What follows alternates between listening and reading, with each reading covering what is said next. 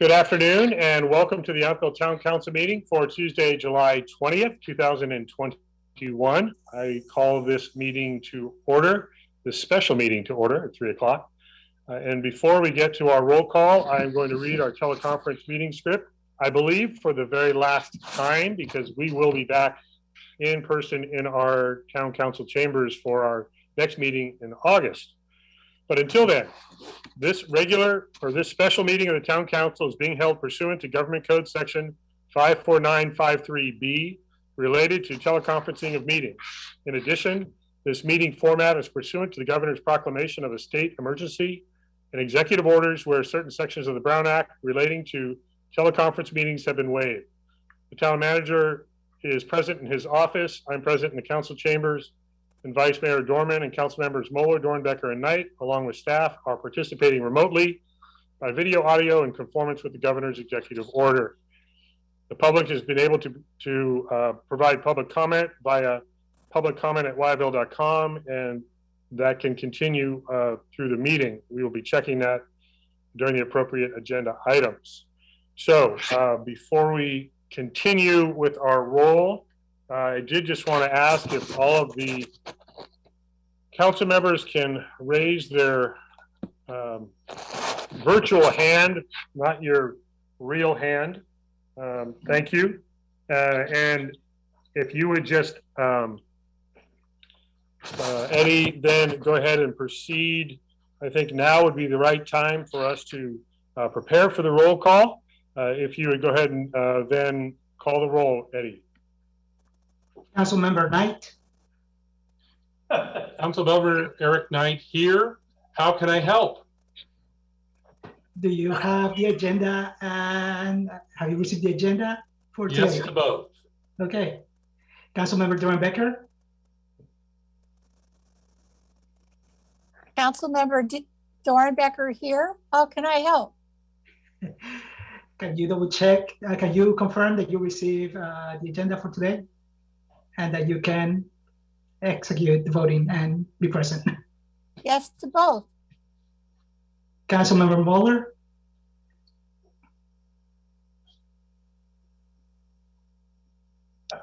Councilmember Moeller, you need to unmute yourself.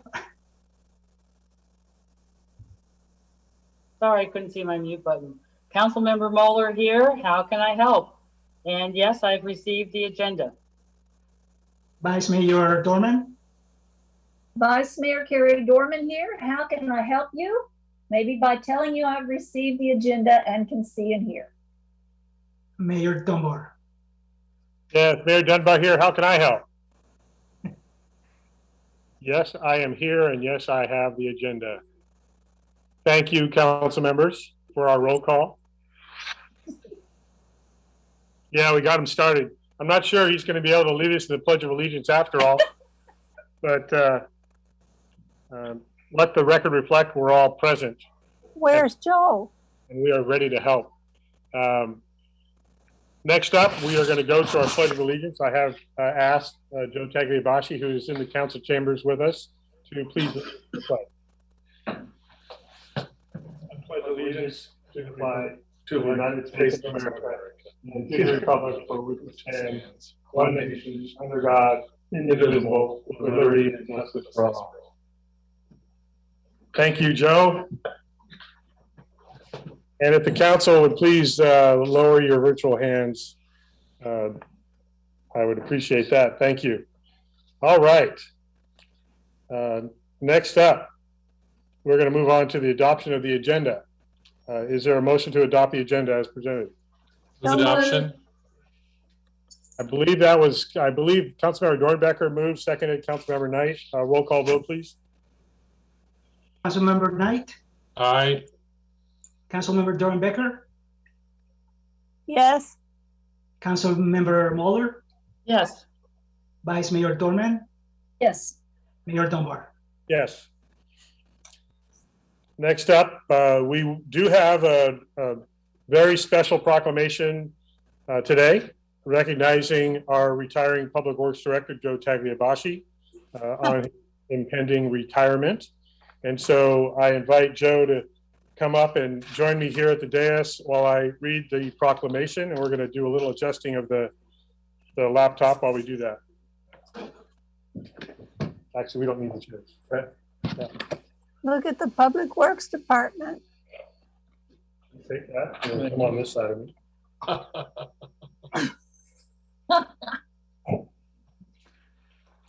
You want this? That's me. Oh yeah. Yeah, I want to make sure you can. Oh, gosh. Huh. It's the boys. There they are. Hey, boys. That's hilarious. You guys aren't helping. I know. Yeah, I know. So now we're going to start getting more serious, maybe. And I'm not going to look at you, so don't you dare look at me. I have a reputation. This is a proclamation in recognition of a lifetime of service and the public works career of Joe Tagliabashi upon his retirement. Whereas Joe and his wife, Kathy, met on a blind date at Yachtville's Compadres restaurant in 1990, married in 1994, and have lived in Yachtville ever since. Joe holds a Bachelor of Science degree in Business Management from the University of Phoenix and a Master's degree in Business Administration from Sacramento State University.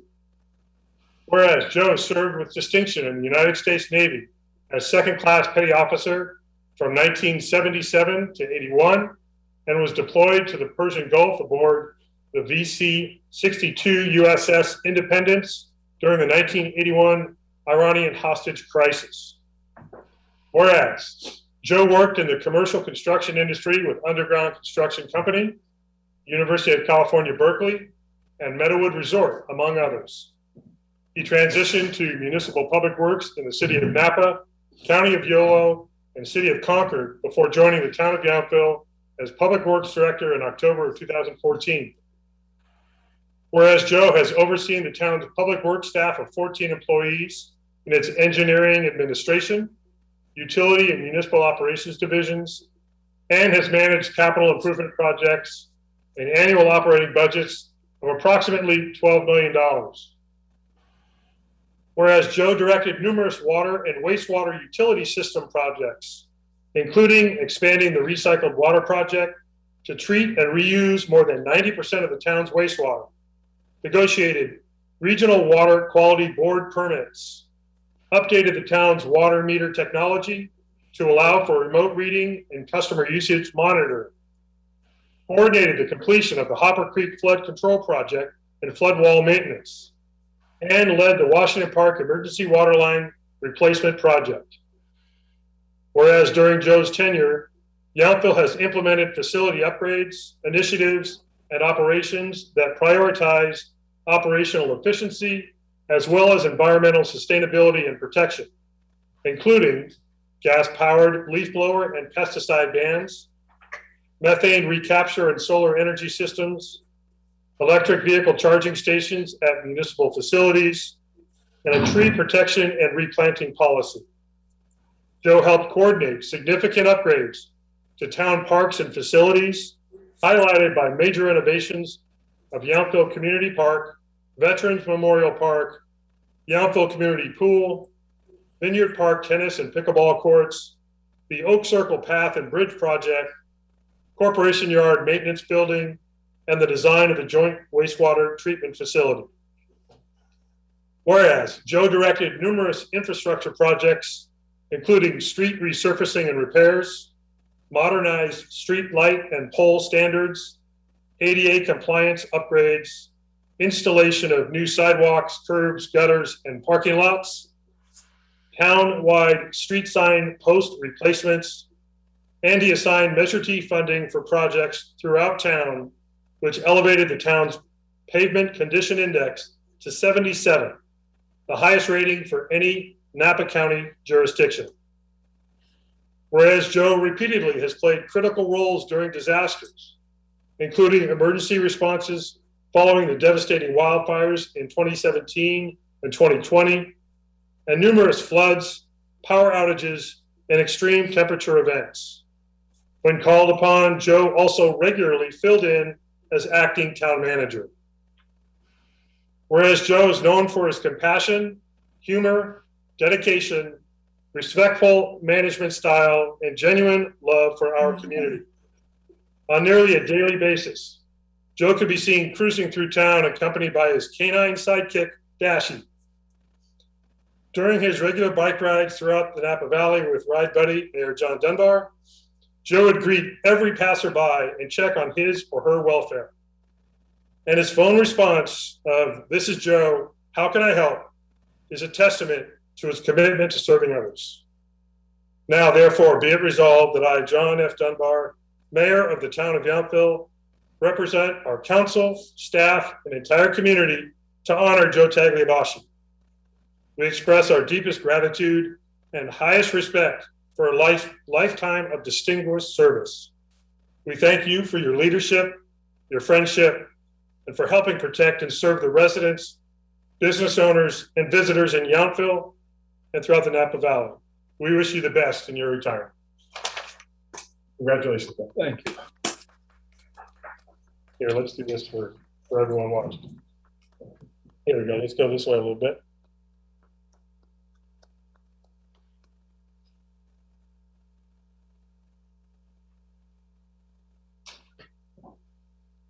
And to continue the presentation, Town Manager Steve Rogers. Thank you, Mayor Dunbar. Joe, as you know, Joe, by your 7 years plus here, you know that we like to recognize those who have contributed to the community with a bottle of wine.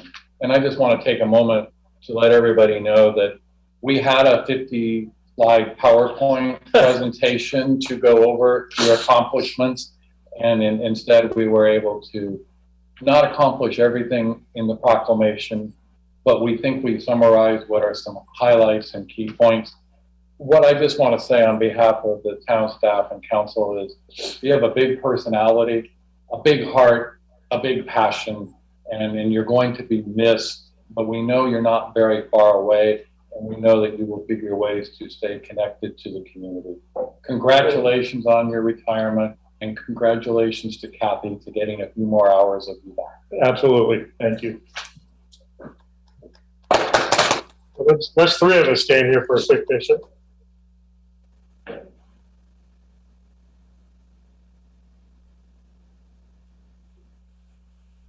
Thank you. All right. So here we are. All right, here's the tough part. Go for it. Yeah. I'm going to apologize. Sorry. Thanks, Mayor Dunbar. This means a lot. Coming from you both professionally and personally, as a dear and trusted friend. I also want to thank the town manager, Steve Rogers. I appreciate the opportunity he extended to me. Making a decision to use a different model for a public works professional. Traditionally, it was a public works engineer, a professional engineer, and he made the decision not to go that route, and I benefited greatly from that. Sorry. I knew I would be getting a good boss. I didn't realize I would be getting a good friend and a family member. So thank you. Sorry. I would also like to thank the town staff, our town council. I owe a great thanks to our residents and our business for their support, friendship, and advice during my 7 years here with the town. I would not nearly have been successful without all of your support. When I look back at the work we have done here, it's amazing what we have accomplished. I have had an unbelievable run, and it's been my good fortune to work with such an extraordinary, an extraordinary organization and to live here. We've been through good times and tough times, and through it all, your support, encouragement, and friendship have made a difference. And why I feel that this is the best job a guy could ever have, and the best way ever to put an exclamation point on my career. Last but not least, I would like to thank my wife, Kathy, who has stood by me through thick and thin in my career. That's especially true when I left a very successful career in construction and took a 50% pay cut to come to work for the city of Napa. I'm sure she thought I was crazy. Without her encouragement and love, I would not have gone back to school at the age of 43 to get a Bachelor of Science, nor would I have gone to get my MBA at the age of 53.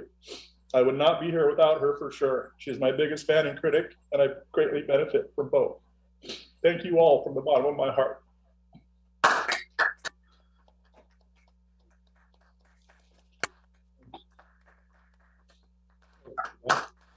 Thank you.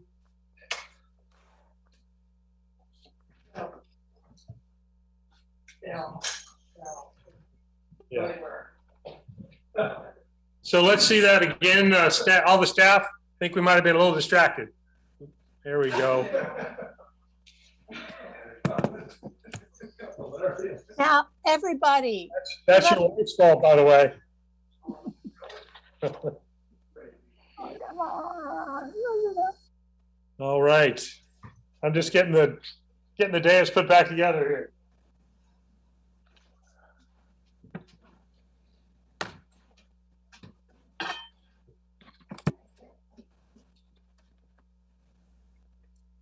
All right, almost ready.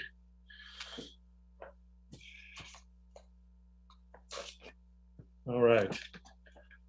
Thank you, everyone. And, you know, it's a great privilege to have worked with Joe. I know we all feel that way.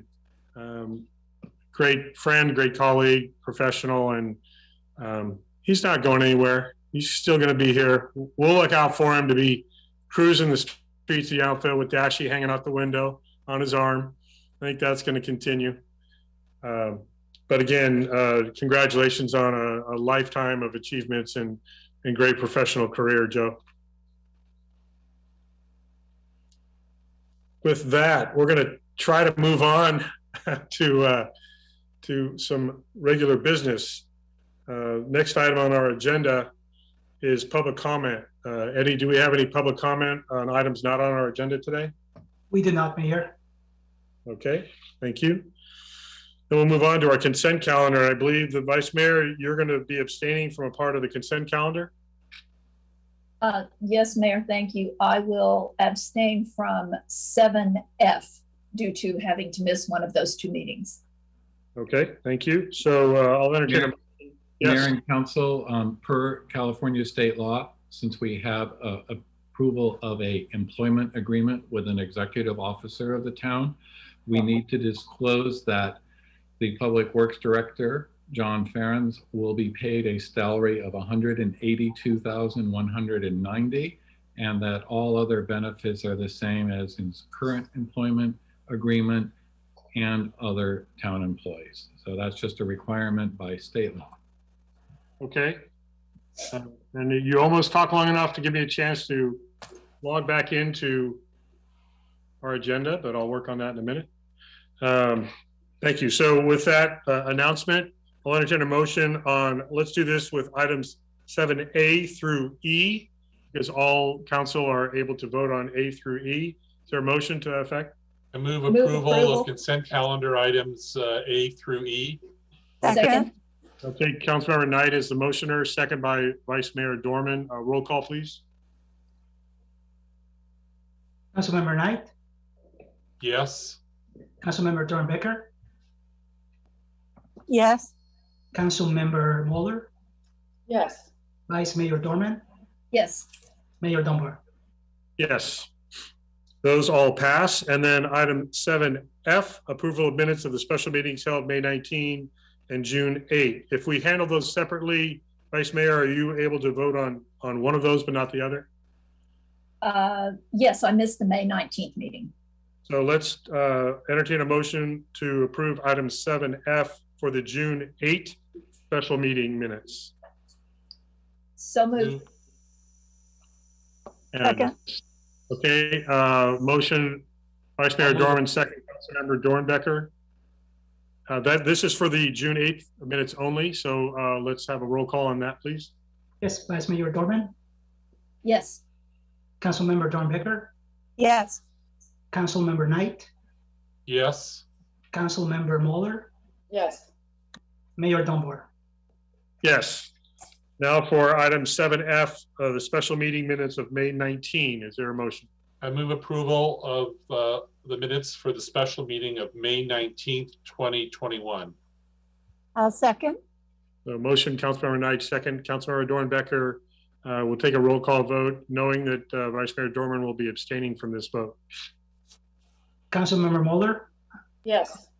Councilmember Dornbecker, Yes. Councilmember Knight, Yes. Mayor Dunbar. Yes. Let it be known for the record that Vice Mayor Dorman is abstaining from this item. Thank you. Okay, we have no presentations other than the one that we have already done. We have a public hearing, which is zoning ordinance and design ordinance update.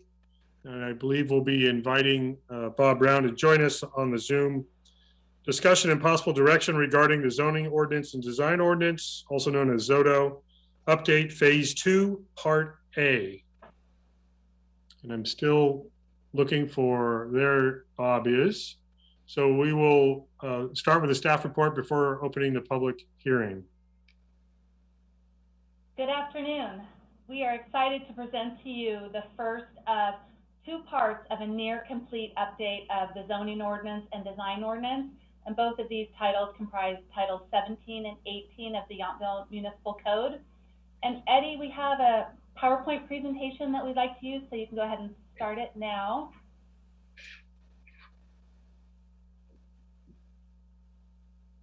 And I'm going to start with the agenda for this afternoon.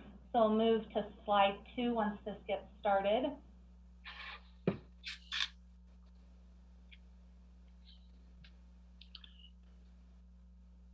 So our agenda for this afternoon is to share an update of the zoning and design ordinance process, the objectives of this update, the new proposed structure of the code, which results from the consolidation of the 2 chapters, and then go through some of the most significant changes. And the council is going to have a chance to ask clarifying questions. We will receive public comments, but I will note that as of now, we have not received any public comments submitted, but we'll be checking the folder throughout the meeting in case there is something submitted. Then the council will share feedback and we'll discuss the next steps. Next slide, please. So the zoning and design ordinance update has been a multi-year effort that kicked off with adoption of the general plan in May of 2019. And this triggered an immediate need to update the ZODO to incorporate the change areas. And that was necessary to bring the ZODO into compliance with the new general plan. We termed this part of the project phase 1, and those code updates were adopted by the council in May of 2020. The current effort is referred to as phase 2, and it is an update to as much of the remainder of the code as possible. And next slide, please. Due to the size of this phase, it's been broken into 2 components, Part A and Part B that you see here. Part A was reviewed by the ZDRB at its meeting in June, and at that meeting the board discussed the proposed amendments. They voiced support for the revisions, and they voted 5-0 to recommend that the council approve the proposed ordinance as presented. And like I said, there were at that meeting there was 1 public comment submitted, and that was part of the agenda packet. So you can see the questions that were posed. Part A is before the council this afternoon, and Part B will come before you in August. And then the last stage will be to bring back both Parts A and B to the town council in a typical ordinance format for adoption in September. Next slide, please. So this phase 2 of this update process that I have referred to has been overseen by the ZODO Ad Hoc Committee. It is comprised of Mayor Dunbar and Vice Mayor Dorman, ZDRB Vice Chair Miller, and ZDRB Member Cook. And this committee has met 12 times over the course of the 9 months in meetings lasting well over 30 hours. The committee has reviewed all proposed modifications. They've provided feedback that significantly shaped the draft code provisions before you this afternoon, and they've reviewed edited chapters 2 and sometimes up to 3 times. We worked and reworked the provisions before you, and we're really pleased to present them for your consideration. Next slide, please. So the goals, we have many goals of this update. First and foremost was to consolidate Title 17 and Title 18, that's the zoning and design ordinances, into a single, coherent, and easy to navigate document.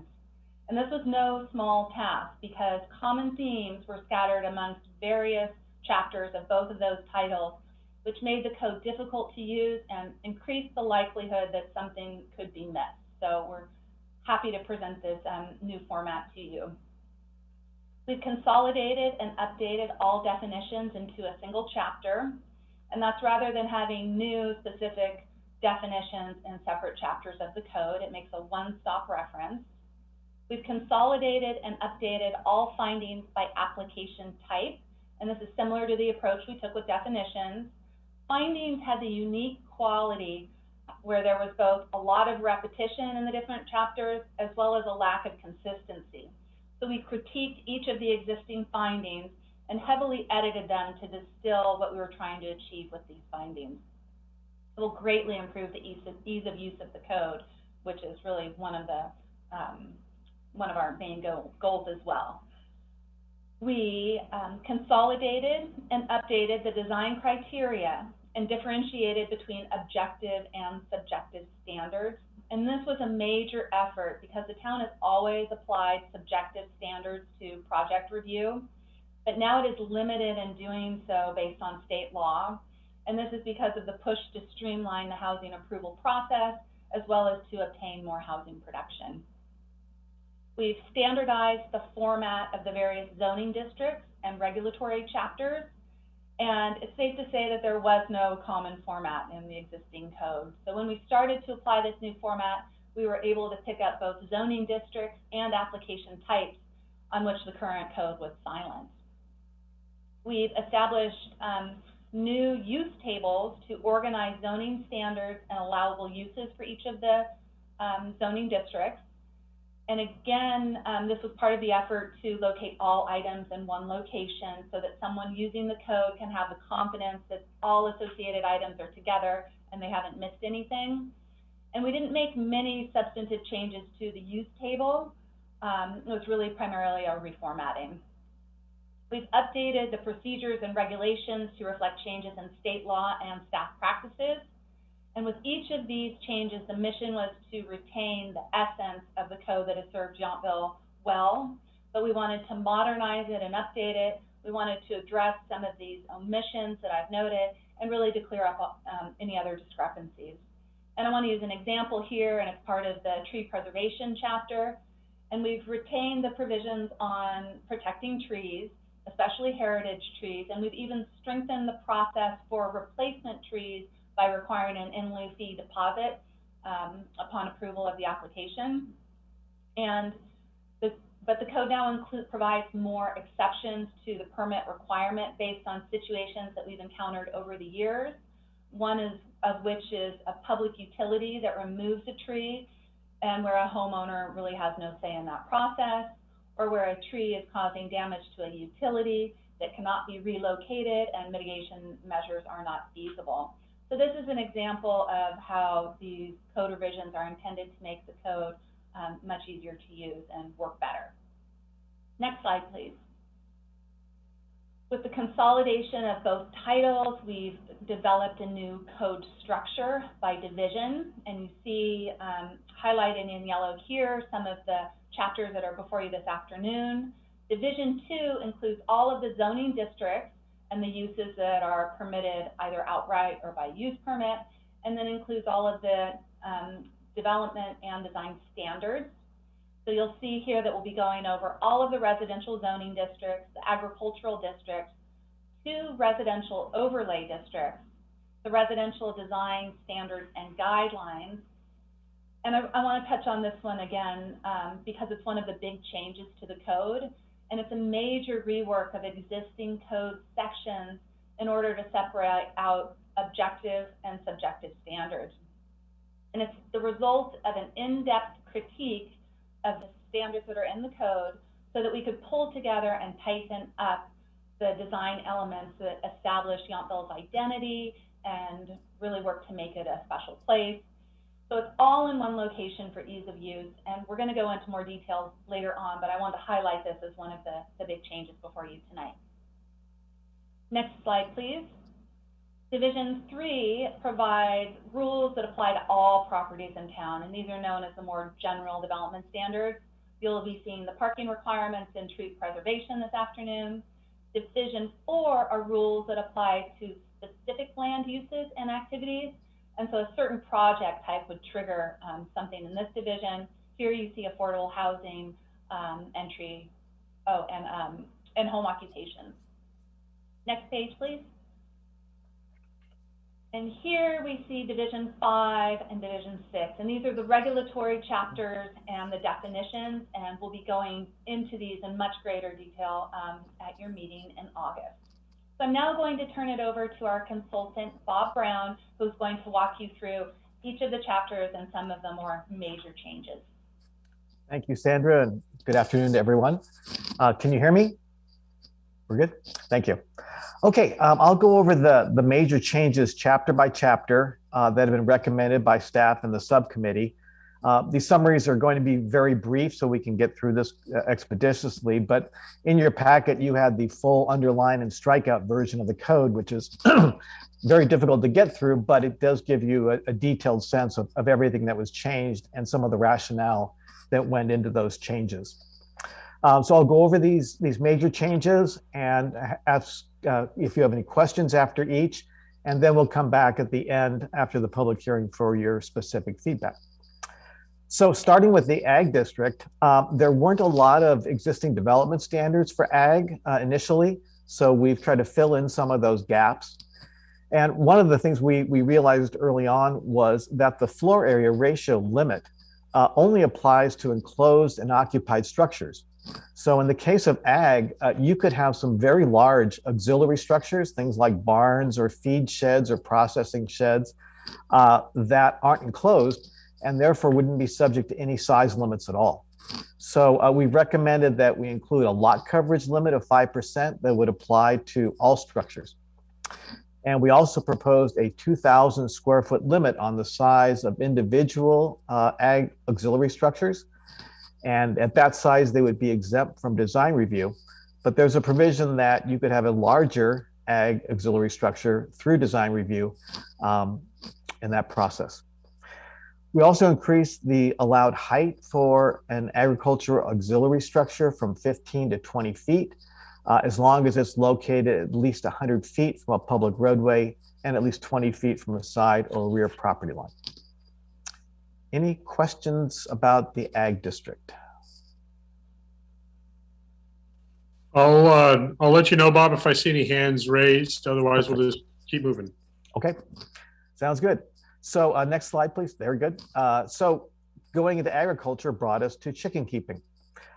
We've proposed to modify the existing regulations to limit the number of chickens on an agricultural site because one of those sites is 30,000 square feet, and you could get a lot of chickens on 30,000 square feet. So the proposal is a maximum of 1 chicken per 1,000 square feet of site area. And we also added a prohibition on chicken-related production facilities, which can be rather challenging in terms of smells. But we would allow egg cells with a home occupation permit. And again, I will call for any questions about chickens. No, we'll move on. Okay. Chicken keeping took us to beekeeping. Currently, the town has no regulations or allowances for beekeeping. Since that's becoming increasingly popular and we all recognize the need for pollinators, we recommended some fairly basic limits on the number of hives that are allowed, on required setbacks from the property line for those hives, and also requiring that there be a solid fence between the hive and an adjacent property line to make sure that the bees have an upward flight path, which reduces some of the interactions with people. We require fresh water and continued hive maintenance. And likewise, honey sales would be allowed with a home occupation permit. Questions? I think about this our is the agreement? time when, I think this is the time when the council has not been a part of the subcommittee says, wow, they're getting into real detail here. Yes, we did.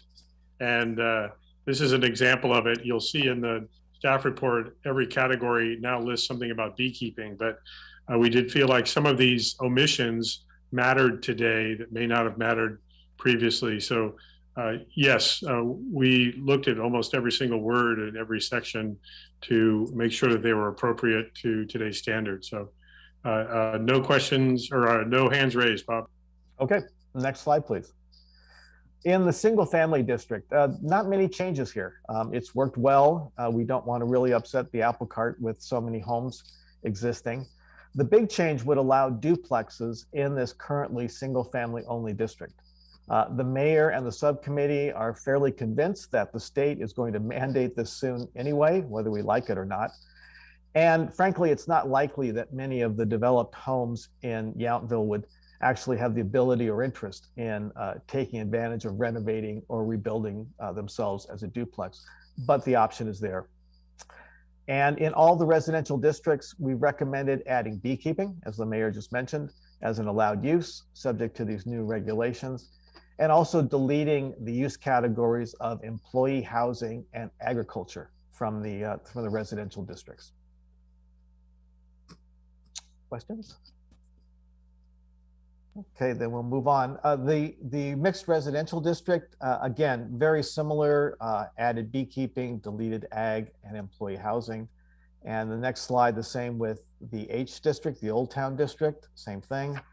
And one more slide, the same with the master plan residential district. So those were all just made consistent.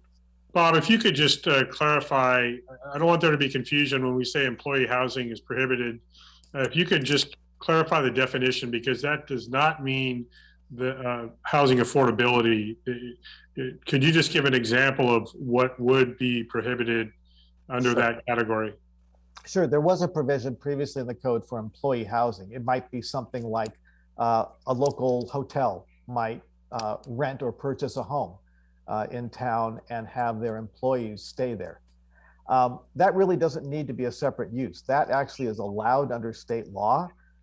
State law defines a household, a family as any housekeeping unit.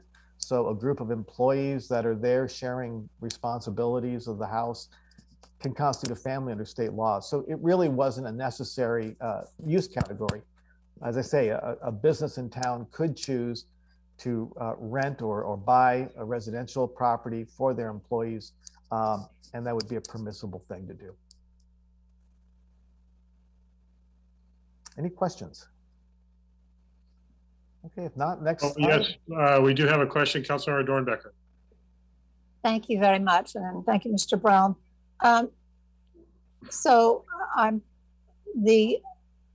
For example, the housing that we have had built at the Bardesano Inn and at the Hotel Yachtville, how are they now categorized? Are they not affordable housing, or how would they become? Because I thought that they were actually worker housing. I can go ahead and respond to that. Thank you. Both those properties are located in the planned development zoning district, so they're not the districts that you see here, and they were approved with all the special development elements that are part of that plan development, which included the hotel. They are deed restricted affordable units. They don't fall within the definition of employee housing, although there may be employees that live within those units. So it's really a fine distinction as what those are. Those, we term those as multi-family units here in town that also happen to be deed restricted affordable. Okay, thank you. And we're not allowing those uses in the residential. Some of these restrictions are specific to residential neighborhoods. Thank you. Okay, next slide, please. One more, another one. Good, mobile home district. So most of the permitting of mobile home parks is preempted by the state Housing and Community Development Department. But we wanted to call out that other structures, things like the common facilities, perimeter walls, those are under the purview of city permits. Also, this district referred to a mobile home, a senior mobile home park overlay district that could be added on based to establish age restrictions. But there was no such overlay district ever created in the code. And so we're adding this as a new overlay district and making the associated changes on the zoning map to reflect that the two parks you have are indeed the senior mobile home park overlays. So Bob, would it be safe to say that in practice, it was age restricted to 55 plus, but there was no binding regulation to that effect, so we have added that in?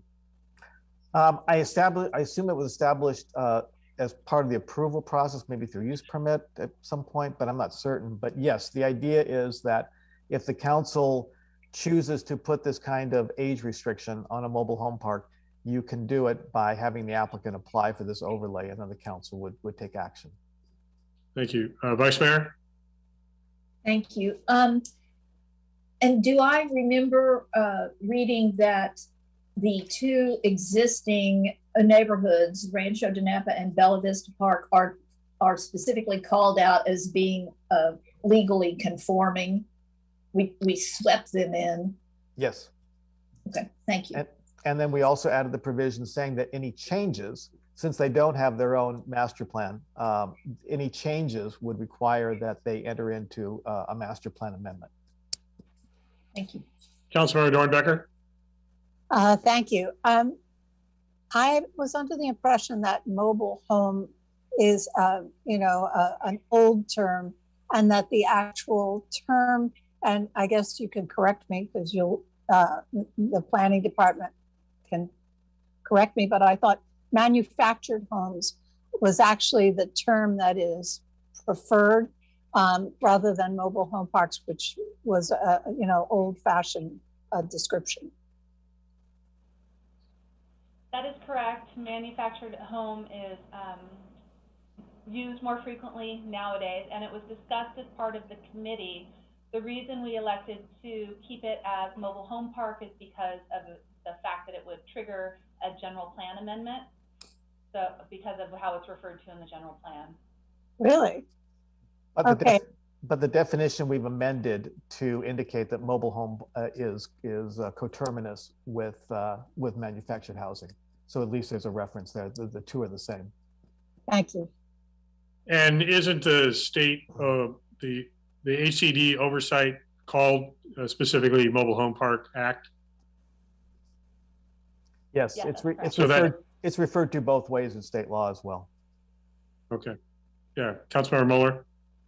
So a quick question, do we, with this change, do we need to update our housing element with this information? I know it's kind of outside of this discussion, but just to kind of as a reminder as we do the next revision, is that something we need to include? Maybe that's an attorney question.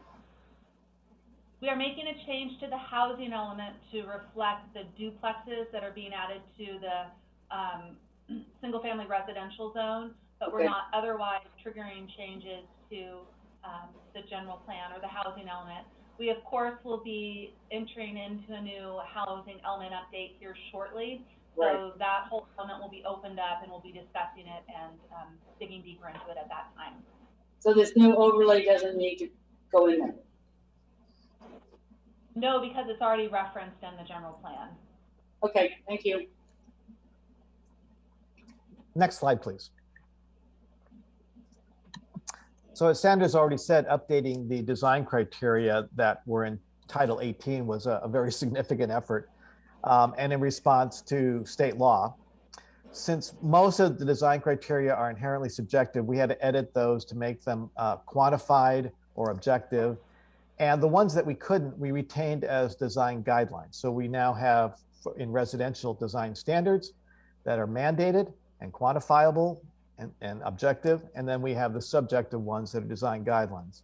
So multi-unit residential projects would be evaluated using the design standards only, but the more common applications you see, which will be, for single individual single family homes, those will be considered under both design standards and design guidelines. So you still have that discretion.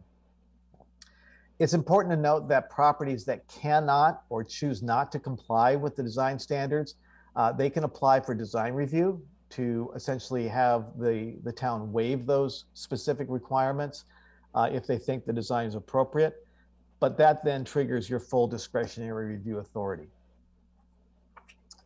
And if people think this was confusing, it tied us up in knots quite a bit between objective standards and subjective guidelines, as the state has really made it difficult to understand at the local level. Vice Mayor?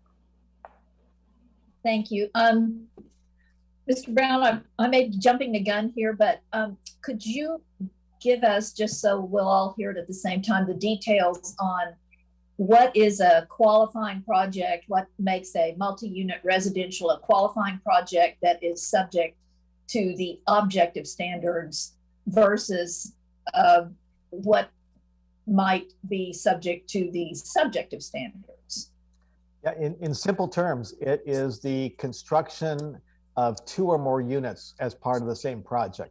So that could be a subdivision with more than 2 residential lots being proposed. It could be a small apartment project of more than 2 units, or it could even be a new single family home and a new ADU that's part of that single family home.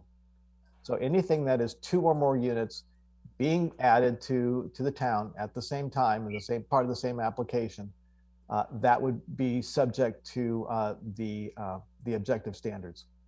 And so since we're adding duplexes in a number of places, if someone were to raise an existing home or infill with a duplex, that would be the objective standards. Correct. Thank you. Councilmember Knight. Thank you. I just had a quick question to go back to the different zoning districts, just generally across the board. Through your conversations with the Zoto committee, were there any significant changes to side and rear front setback requirements, or were those just mostly all brought over and consolidated into Chapter 17? Yes, I really can't think of any of the specific numeric standards that we altered. Okay, good. So I had just a specific question that I referred earlier today.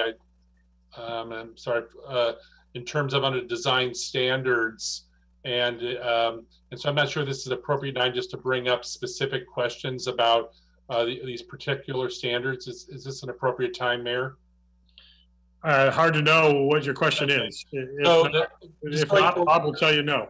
Okay, good. So under the design standards in garages, driveways, and parking, which is, and it's the 5th item down, it talks about in Old Town Historic District, driveway aprons shall be a solid surface of concrete, asphalt, and pavers. I just from my experience, I know that for newer projects that colored concrete and pavers have been successfully applied as driveway aprons, and I'm hesitant and really not supportive of us encouraging any more asphalt than we need to in Old Town as asphalt being an acceptable driveway apron. I think, like, I just know in my neighborhood between Creek Street and here that colored concrete and pavers have worked very well. I can say that in this particular case, we previously had a design requirement that this would be DG or some other soft material. That was removed because of the ADA requirements. Sandra, I know you spoke to the Public Works Director about this specific issue. Is any issues about asphalt that you'd recommended this be included or not?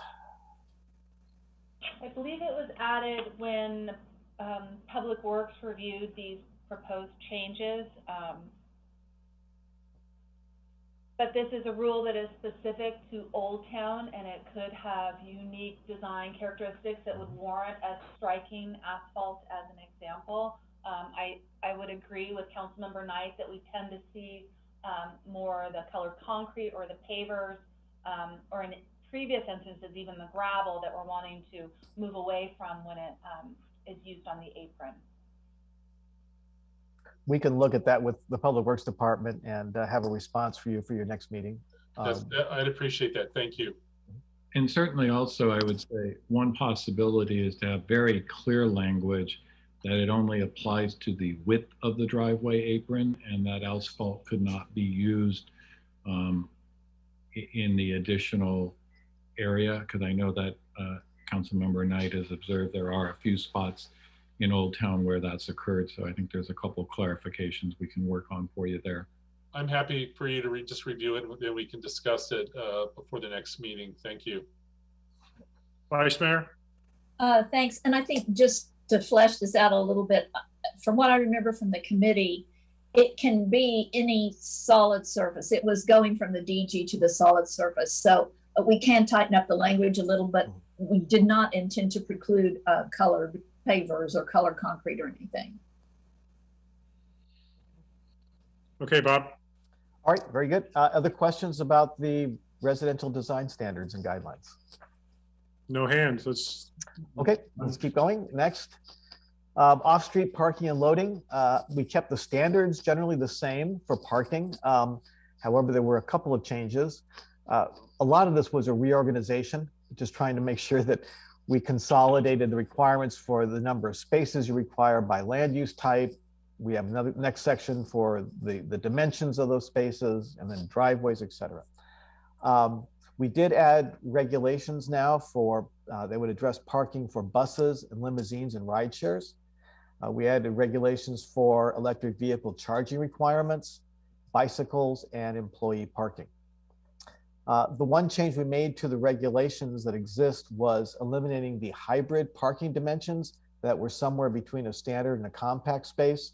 The subcommittee felt those really did not work either way. And we increased the width of compact spaces by 6 inches and the length by 2 feet, again, to make that a little more accommodating for vehicles. And then lastly, staff will prepare an advisory checklist for the council adoption at some point in the future that provides criteria for when parking can be increased or decreased from the standards. And I just wanted to highlight that fourth bullet about the size of parking spaces. We looked specifically at the Piazza Quercia parking lot and how sometimes those spaces go unused because they're so narrow and short that modern vehicles don't fit, especially if there are cars on either side, and it was just impractical to use them. So we found what was more of a realistic and modernized acceptable size, literally, not all of us, but literally going out and measuring spaces that appeared to be most universally useful. Any questions about parking? There are always questions about parking, Bob, but not right now. Next, please. Tree preservation. Sandra mentioned this as being one of the areas that we've done some tweaking. So as she said, we edited and expanded the list of exemptions when you do not need a tree removal permit. I think those are narrow exemptions, but practical ones. We updated the in lieu fee payment that she mentioned previously and how it's refunded for tree replacement, and that is based on current staff practices. There was a very, very long and detailed recommended tree list, and it was an excellent list, but probably wasn't well suited to be in the zoning ordinance. So we've pulled that out, and that will become a very handy handout at the counter for residents. And then we changed the findings for tree removal permit, and that took a bit of back and forth. And one of the things we added was that justification cannot be claimed when the tree maintenance in the past has been very poor. Questions about trees? Yes, I have quite trying to I raise my blue hand. Go ahead, Councilmember Mueller. All right, thanks. Mayor. So I had one question. I kept stopping on this and going back to it and trying to make it work, but it didn't. It's under section 17.128.030, section A4. And I'll just read it. I think we just need to change one word. It says, in some cases, hazards may be eliminated by moving picnic tables or other items beneath a precarious tree. Shouldn't that be removing picnic tables or other items from underneath a precarious tree? Or is it Yeah. not reading? Do you have a page number? Do you have a page number on this? Okay, I am on the non-red line version, page 27. So the clean version? Correct.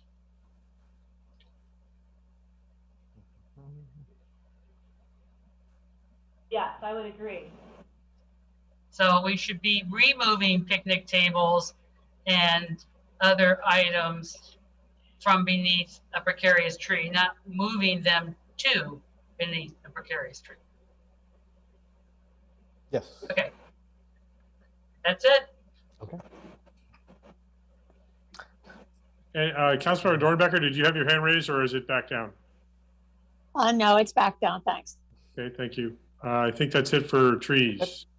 Okay, this next section is a little challenging. The town has really not had experience with density bonuses, but they exist in state law and they exist in the town code.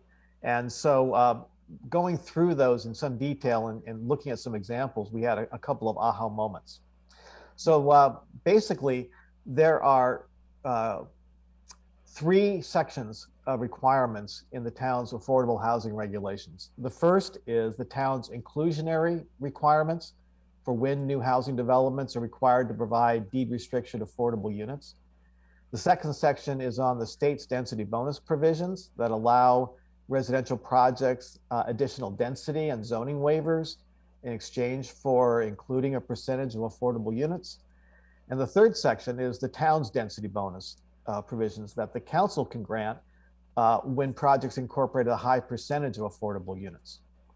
So first, starting with the inclusionary requirements, the subcommittee recommends that when affordable rental units are provided, that they should be affordable to very low and low income households and not to moderate income households, which is currently the case. Right now, it's split evenly among all 3 income categories.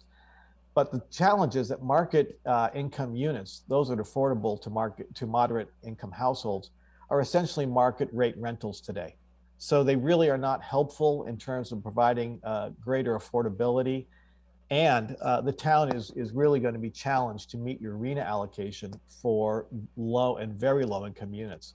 So for those reasons, the subcommittee felt that that change should be made regarding inclusionary rental units.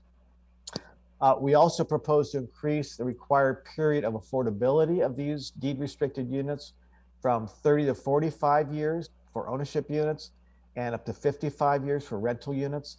And that was a provision in your recent general plan. In the second section, the state density bonus provisions, since this legislation is changing almost annually, we thought it was foolish to keep citing state law or actually repeating state law in your local code. And for that reason, we've suggested that we just simply cite the provisions of state law, the location of them in the government code, and only retain the sections that apply locally on application requirements and the review of state density bonus applications. And lastly, the committee looked at your town's density bonus. And again, when we took a look at some real life examples, or I should say made up examples, we realized that applying these standards, which could occur in conjunction and on top of the state density bonus, was going to have some unintended consequences in terms of the size and density of projects. So if I can have the next slide, I'll walk you through this quickly, although we spent 3 meetings at the subcommittee on this topic, so it's convoluted. But the next slide, please. So this just quickly shows the differences that have occurred in the past year and a half with the state density bonus law. And in essence, the state density bonus law allowed maximum density bonuses up to 35% in its former lifetime. Now it's been modified so that the maximum density bonus is 50%, depending upon the number of affordable units provided. And it could even go up to 80% if a project is 100% low income units. So again, the state has really ratcheted up their allowances for density bonuses. Next slide.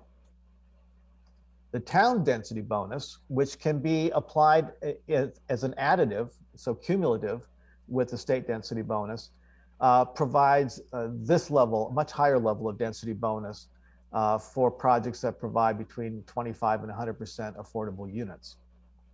So let's take a look at what happens when we apply those. Next slide, please. So this is a project, it's proposed at 20 units on 2 acres. So it's at the top end of your multifamily density range at 10 units per acre. So 20 unit project on 2 acres. And they are just going to meet your minimum 15% inclusionary requirement. So that project would have to provide 3 units that are affordable. And the original project was 20 units. The state density bonus would apply, and it would allow the developer 4 additional market rate units. The town density bonus wouldn't apply because this does not reach up to your threshold of 25% minimum affordability. So there's no town density bonus. So this project becomes 24 units. It started at 20 with the state density bonus. It's now 24 units. Let's go to the next slide. This is a different project example. Let's say this developer, same 2 acres, same original 20 unit project, but this developer is going to provide 25% low income units so that they can capitalize even more on the state density bonus and get the town density bonus. So in this case, we start with 20 units. The state density bonus would be 10 more units. They can be market rate. And the town density bonus would then kick in at 20 units. So we have now gone from a project that was originally 20 units, it's now 50 units. Next slide. And a third project example. So let's say the same project of 20 units on 2 acres. This project developer is a nonprofit and they want to build all low income units. So they start out with a 20 unit project. The state density bonus kicks in and it allows 16 bonus units. Those have to be low income. And then the town density bonus kicks in at 30 units of bonus. So you have a project that now has gone from 20 units to 66 units through these bonuses. So a pretty dramatic increase. And in many cases, you're not seeing that many additional affordable units out of the deal. So next slide tries to compare these. And again, I'm sorry that this is convoluted to look at here just on the screen in 2 minutes, but the first in blue shows the current regulations. So you can apply both the state density bonus and the town density bonus. So that first project that was 25% affordable, again, is 50 units in total. That the third example of the 100% affordable project turned out to be 66 units. If we look at the red, this would be what would happen if you changed your regulations to say that you have to calculate the state density bonus and the towns separately, and each has to be based on a different provision of affordable units. So in that case, you lower the density. So the first example of 25% affordability, you would still be at 50 units, a little bit less on the second, down to 60. The real difference would be in the orange. So if you changed your regulations to say that a developer could pick either the state or the town density bonus, but not have both concurrently, that gets you somewhat more realistic density. So in that first example, 25% affordable units, your total project would go from 20 units to 40. And the third example could go from 30 to 50. So the subcommittee felt that this, at least as an interim solution, was the quickest and easiest solution to avoid having these additive bonus units, really increasing the density. And this is something that the town can revisit again when you redo your housing element. But at least in the interim, if you got a density bonus request, we felt that it was prudent to make this change so you wouldn't essentially be double counting. So I hope that makes some sense. As I say, it's a pretty convoluted process. Are there questions about this? The other thing I wanted to add to the conversation, and you did a great job of clarifying a very challenging set of circumstances, but we were also concerned about the size of low and very low income units, that they were actually livable sizes. And so that worked against the density bonus calculations, because it would ultimately, you see the numbers that would be generated, most of which would not be below market rate. So we're not really getting the affordable units in any large quantities, just more units. But then it would also impact the size of those units, or in reality, a developer could say, we're going to go with the state density bonus, and you say we can't go to, there's not enough square footage to build that. Well, then they could actually add height to the project, because they would be permitted by state law, not even our own authority, but state law would say they can build X number of units, and if that means they have to go higher, they could. So we wanted to control, keep our local authority and the appropriateness of density, height, et cetera, setbacks, and also try to get a more reasonable percentage overall of the low and very low income units. Vice Mayor? Thank you. And thank you for that explanation. And thank you, Bob and Sandra, for putting this together. I did learn once again that math is hard going through this process. So the orange alternative bonuses, where you pick state or town, the figures that you've given us here, are those under Yachtville or state? Those, the numbers you've calculated. Right. The reason that this slide shows the state density bonus being canceled out, being struck through, is that the town density bonus is more lucrative. And so the developer would theoretically pick the town. So this shows the highest density we might think. Yes. And then again, maybe I'm jumping the gun, but the affordable housing overlay, can you speak to how that complements or is separate from the town density bonus? Right. So the affordable housing overlay would, I'm trying to remember, it's been a while, would be applied in cases where, let's see, Sandra, what, I'm struggling here to remember that the AHO district is applied. It applied to a property at the request of a developer where that overlay district would apply. For the town density bonus. Yeah, as a bonus. Right. And so on, let's say a developer comes in and says, I would like for council to implement an affordable housing overlay, and therefore the developer wants to take advantage of the town density bonus. Is it, my memory is, it's discretionary with the council of whether to go up to the 100% that's allowed or to stop somewhere short of that, depending on the particular project that's seeking the affordable housing overlay. Yes, your ability to approve or disapprove the density bonus, the town density bonus and overlay, is entirely up to the council. And when is it mandatory that a developer or builder or whomever must gets to, by right, claim the choice between state or town density bonus? What kind of projects are mandatory for that? That they get one or the other by right? Well, they get access to the state density bonus when they provide a minimum number of affordable units, and it varies. The percentages vary by the different income categories. That first slide we showed had a little bit of that in terms of the state law provisions, but again, it varies depending upon the affordability amount. The town density bonus is entirely your discretion. So a developer has the right to ask for that. If the town grants it, it is in lieu of the state density bonus, but they only have a right to the state density bonus, not the town. Thank you. I see no other hands. Okay, then let's move on. We have just one more, home occupations. So in home ocs, we propose to create 3 classes of home occupations. We call them minor, moderate, and major. And the principal difference is the level of client visitation that's allowed under each.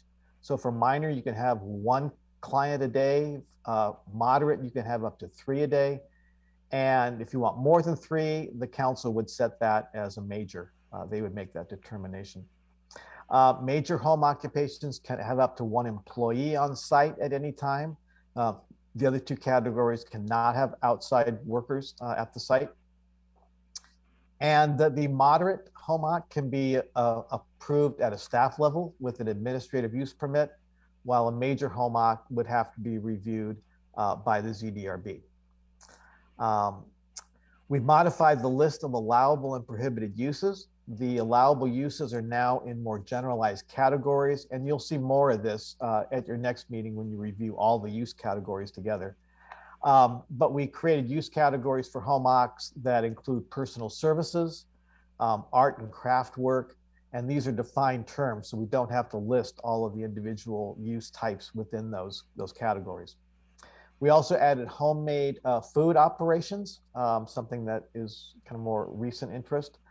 And we precluded on-site meal service. The subcommittee did not want a home occupation to essentially be a restaurant. We also added an allowance for minor retail sales. Someone could sell products that they use in their home occupation, such as beauty care products as an ancillary situation. Any questions about the home occupations? Councilmember Knight? Oh, go ahead. Sandra, did you have something?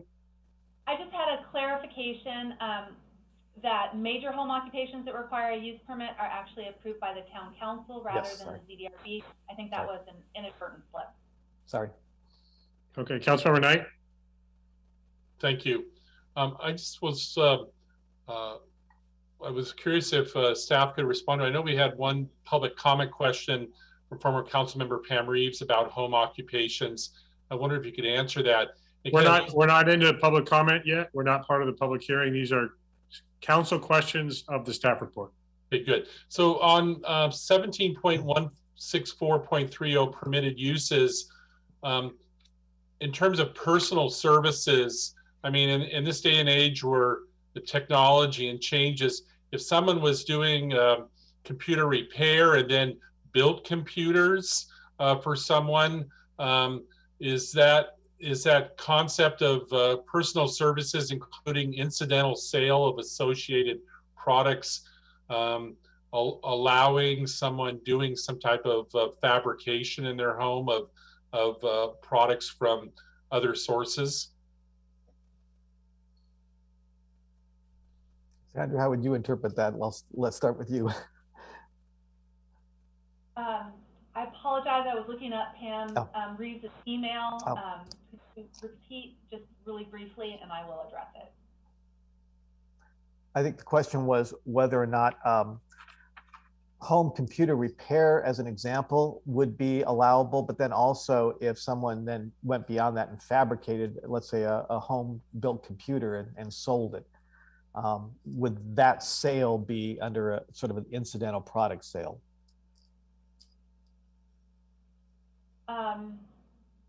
Potentially, yes. It would have to be something that's very secondary or subordinate to that primary use, which is the repair. It would be reviewed on a case-by-case basis based on the application. What we'd be looking at was the impact of that use and whether that really fit within the category as to really mainly the number of visitors per day. So if those sales suddenly increase visitor count, it could jeopardize that minor or moderate home occupation. And of course, the others are heard by council. Okay, good. Thank you. I don't see any other hands raised. Okay, next, I think we're ready for the public comment. So before I open the public hearing, Sandra, you could just touch on at the end of the staff report about next steps to just round out the staff report about the sequencing of meetings and the rest of the sections. Okay, you ready for that now? Sure. Okay, so we're looking to get your feedback today on whether this moves forward as presented or with changes. We've identified the 2 comments already that we'll evaluate when it comes back before you in August. So you're seeing Part A today. You'll see Part B on August 3rd. Also on August 3rd, you'll see an introduction of both Part A and B, and that's the ordinance that we hope would come back before you in September for final adoption. But of course, those dates are subject to change if greater comment or review is necessary following your feedback today. And that, I believe, is also because we have no second meeting in August, and the first meeting in September falls adjacent to a holiday. So that's the reason for the gap there. I don't see any other questions of the staff report now. I know it was lengthy, but I'm going to go ahead and formally open the public hearing. Yes, Councilmember Knight. I'm sorry, Mayor. I guess this question of the home occupations prompted something I came through when I was reading the last couple of days. It had to do through the different zoning districts. This reference to small and large daycare settings, and it seems like in general, all the districts, small daycare was allowed. Maybe my understanding is that large daycare was a use permitted use, and I didn't see maybe a definition in terms of how staff would determine whether it was a small or large daycare setting. Small or large is based on the number of children that are at the facility, and I think that that's 8 or fewer, or between more than 8 and 14. But the reason they're now grouped together as permitted uses is because there was a change at the state level where we cannot differentiate between small and large. It used to be that small were permitted, but large required a permit. And the state guidance further goes on to say that it's to be considered no different than a typical residential use. And that's the reason it's allowed outright. Yeah, so that's a change in state law that was not part of our committee deliberation. So I did open the public hearing, and Sandra, if you did in fact find, or Eddie, I'll start with Sandra, if you had found that public comment, or actually I should probably be asking Eddie. Eddie, public comment on this item? We have not received any public comment, Mayor. Okay, Sandra, did you want to reference the one that was alluded to? Go ahead. So when we went to the ZDRB in June, Pam Reeves submitted an email public comment raising a number of issues. Councilmember Knight has referenced the one that she made on home occupation, and her email asks, what does incidental mean? And it simply means that retail sales are secondary or subordinate to the primary use. And she was asking whether incidental is related to the value of the service, and really the cost of the retail item or the value of the service is irrelevant. The important concept is that retail sales are secondary or subordinate to a service. So the similar analysis we just provided for the computer repair and sales. Okay, and so that was not submitted to the town council, correct? That was submitted to the ZDRB? It was submitted to the ZDRB, but we did include it as an attachment to this agenda, so you were aware of those issues. Okay, I just wanted to clarify if it was not an actual public comment directed to the council, but it's background information from the ZDRB meeting. Okay, yeah. And Eddie, no other comments, correct? Correct, there's no other comments. Okay, thank you. I'll close the public hearing and have council consider adoption. I know that there are, I believe, 2 points of modification, Sandra, that it sounds like were made, and there was no real opposition heard by the council to make those changes. And so are there any other changes recommended or requested by council at this time? Because if not, we're going to go ahead and summarize those two that were brought up and then potentially take action. Any others? I know we pretty much covered everything with questions of the staff report, so I'm not seeing any others. So Sandra, could you just, for the sake of clarity, repeat the two areas that we may have some modifications to consider in the future meeting?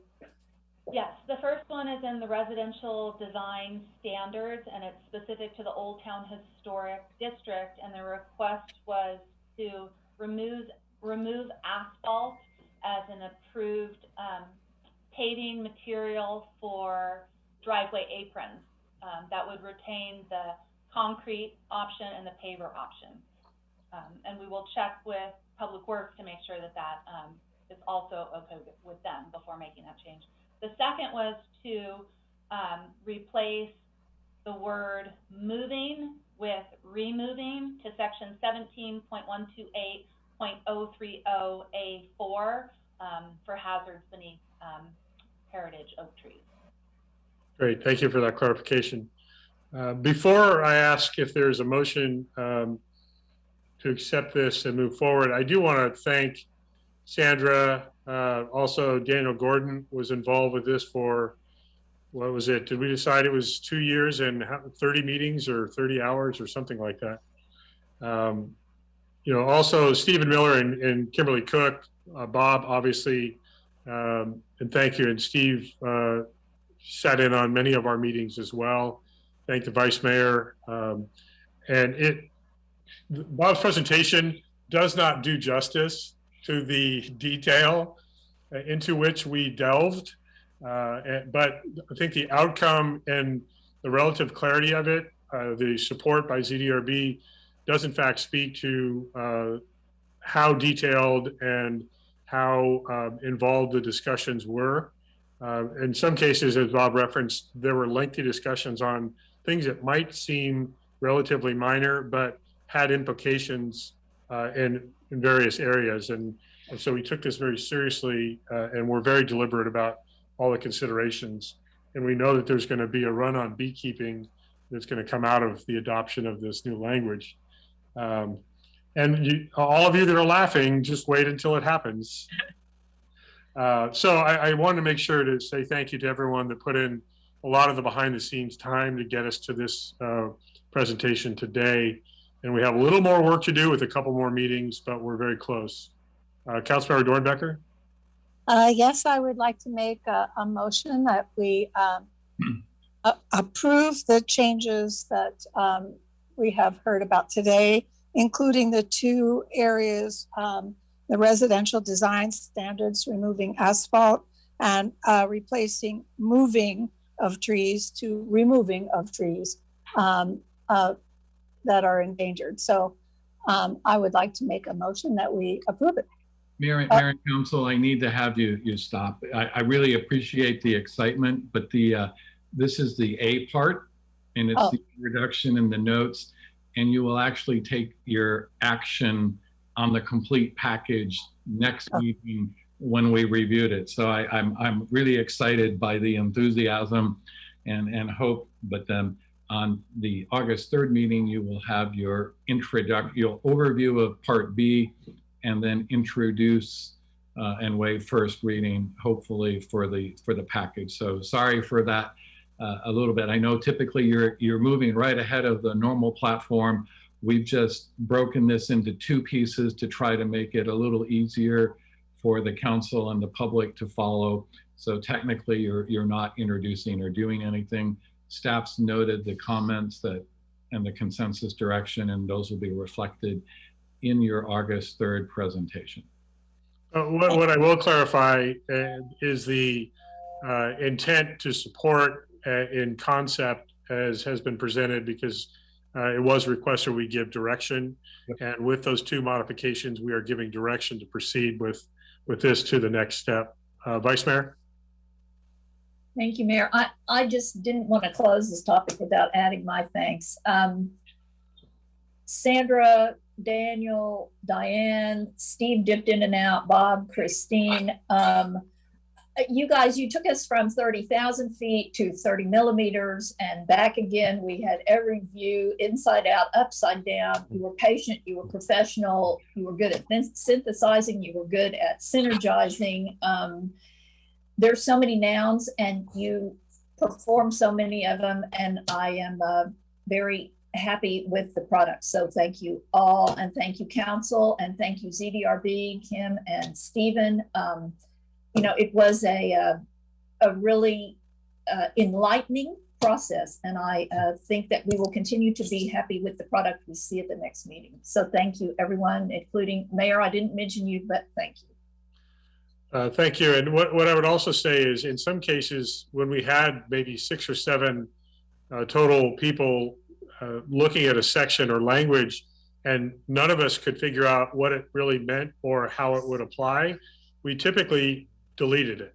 And there was a lot of cleanup of old language or no longer relevant language, so that the outcome is a clearer, more concise, and better formatted set of ordinances that will still be somewhat complicated for a layperson, a public applicant to understand, but it will be significantly clearer and more concise. That is for sure. And so I know, Sandra, you should be very proud of the work that you have done, really diving into all of this. And, you know, we brought in the hired help from Bob, who really did manage to keep us in the right direction and in some great detail. But in particular, Sandra, and when Daniel was supporting, you had the very specific local awareness and knew how things had been applied. So that really helped us figure some things out when there was some uncertainty or real lack of clarity. So an extra thank you to you. And don't want to do this again, by the way. You can understand why. So much. Yeah, you can understand why something like this takes many, many years to do. Is nobody wants to do it again. But Vice Mayor, is your hand still raised, or was there anything further? Okay, so I believe you received the, yes, Councilor Dornbecker. I just wanted to say thank you very much. Having served on the Zoning and Design Review Board for 2 years, I understand how difficult it is. And Mr. Brown, I'm very impressed with how easy you made it. I wish you'd been on the Zoning and Design Review Board. And thank you very much, all. Thank you. And I think you've received the necessary direction, and we'll be talking more about this in the next couple of meetings. So again, thank you for that. Thank you. And Bob, thank you so much for all that you've done. I know that you do this for a living. I find that amazing in itself, but your expertise really came in handy. Thank you. Thank you very much. Okay, we are going to move on to the first of our 2 administrative items. Talk about our meeting start time. It seems appropriate since we're on the verge of coming back into live in-person meetings next month. So we're going to consider adoption of Resolution 21-4066, changing the start time for regular town council meetings to 3 p.m. We'll go ahead and start the discussion with a staff report on this item. Very briefly, Mayor and Council, that sort of is the extent of the staff report. All brevity aside, the council determines the regular meeting start date and time, and currently, as adopted by a resolution approved some many years ago, the regular meeting start date and time is the first and third Tuesday at 6 p.m. As a result of our 16 months or so with principally 3 p.m. council meeting starts, there was some council inquiry as to whether this might make sense to move forward. So the item before you tonight is simply that. If the council wishes to approve the establishment of 3 p.m. as your regular meeting date, or excuse me, meeting start time, I'd also just share that nothing precludes, in other words, if there's a big discussion item or something that the council feels may need a different start time, then that would be the special meeting. So it's just to clarify that, you know, the big difference between a regular and a special is that a ordinance can only be adopted at a regular meeting. So again, if we felt that there was a topic or something that needed a different attention, still have that ability to do so. Again, this is here for the council's consideration and discussion, and we'll take it from there. Thank you. And I'll just add very briefly, other jurisdictions in the county do have daytime meetings. Certainly the city of Napa regularly meets during the day. The Board of Supervisors meets all day long every Tuesday. And so it's not unusual, but I think as critical as anything, this is supportive of our staff to not have extended hours as many days as we can control. So I think that makes sense. And I'm sure that the folks that work during the day are going to say, I can't make it or watch at 3, just like when we had meetings all these years at 6. We heard that that was interrupting family dinner time and after school. And so we know there's never going to be 100% agreement on this, but I think it makes absolute practical sense. And we have gotten into a rhythm and a pattern of these afternoon meetings. I think it also does much better justice to lengthy meetings where we have long conversations and deliberations, that they not end at 11 or 11:30 at night when frankly and candidly, not everyone is as dialed in to the conversations as we can be with long meetings that start earlier in the day. So I just wanted to put a little context to the recommendation. Mayor and Council, I apologize. I missed one significant thing I want to share in my notes. It's not directly related to the meeting start time, but regular. The town staff is recommending continued implementation of the public comment at yachtville.com, which is read live up to the point of action, because that is a technology that we have the ability to support. So that is something I just want to make sure that everybody realizes that would continue with our 3 o'clock meeting, and when we return in person in general, that will be a feature that will be continuing after we come out of the COVID meeting structure. So again, public comment at yachtville.com, and that allows us to have a person comment up to the action that the council is taking. So just forgot to mention that. That's footnoted in the staff report. I'll take that to ask Eddie if we have received any said public comment by email. We have not received any comment about this item, Mayor. Thank you, Eddie. Is there any discussion or questions, Vice Mayor? Thank you. Thank you for the report, Mr. Rogers. Is it possible to have, I know some jurisdictions have phone-in comments available. Is it possible for us to do that also? I'm pausing only because the short answer is anything is possible with the right budget. We currently do not have phone line service to the council chambers. So I would have to, my hesitation is I would have to get you a full budget for what adding phone lines would be, and also understand how that would tie in with our existing equipment. We certainly can commit to the, being able to read the live email comments, but so I'm going to have to leave my answer to you at that. We would have to find out more of what it would take to get a phone line installed and how that would tie in. I want to be careful. It feels like we're getting outside of the topic of the resolution about the start time. That's getting into the operational.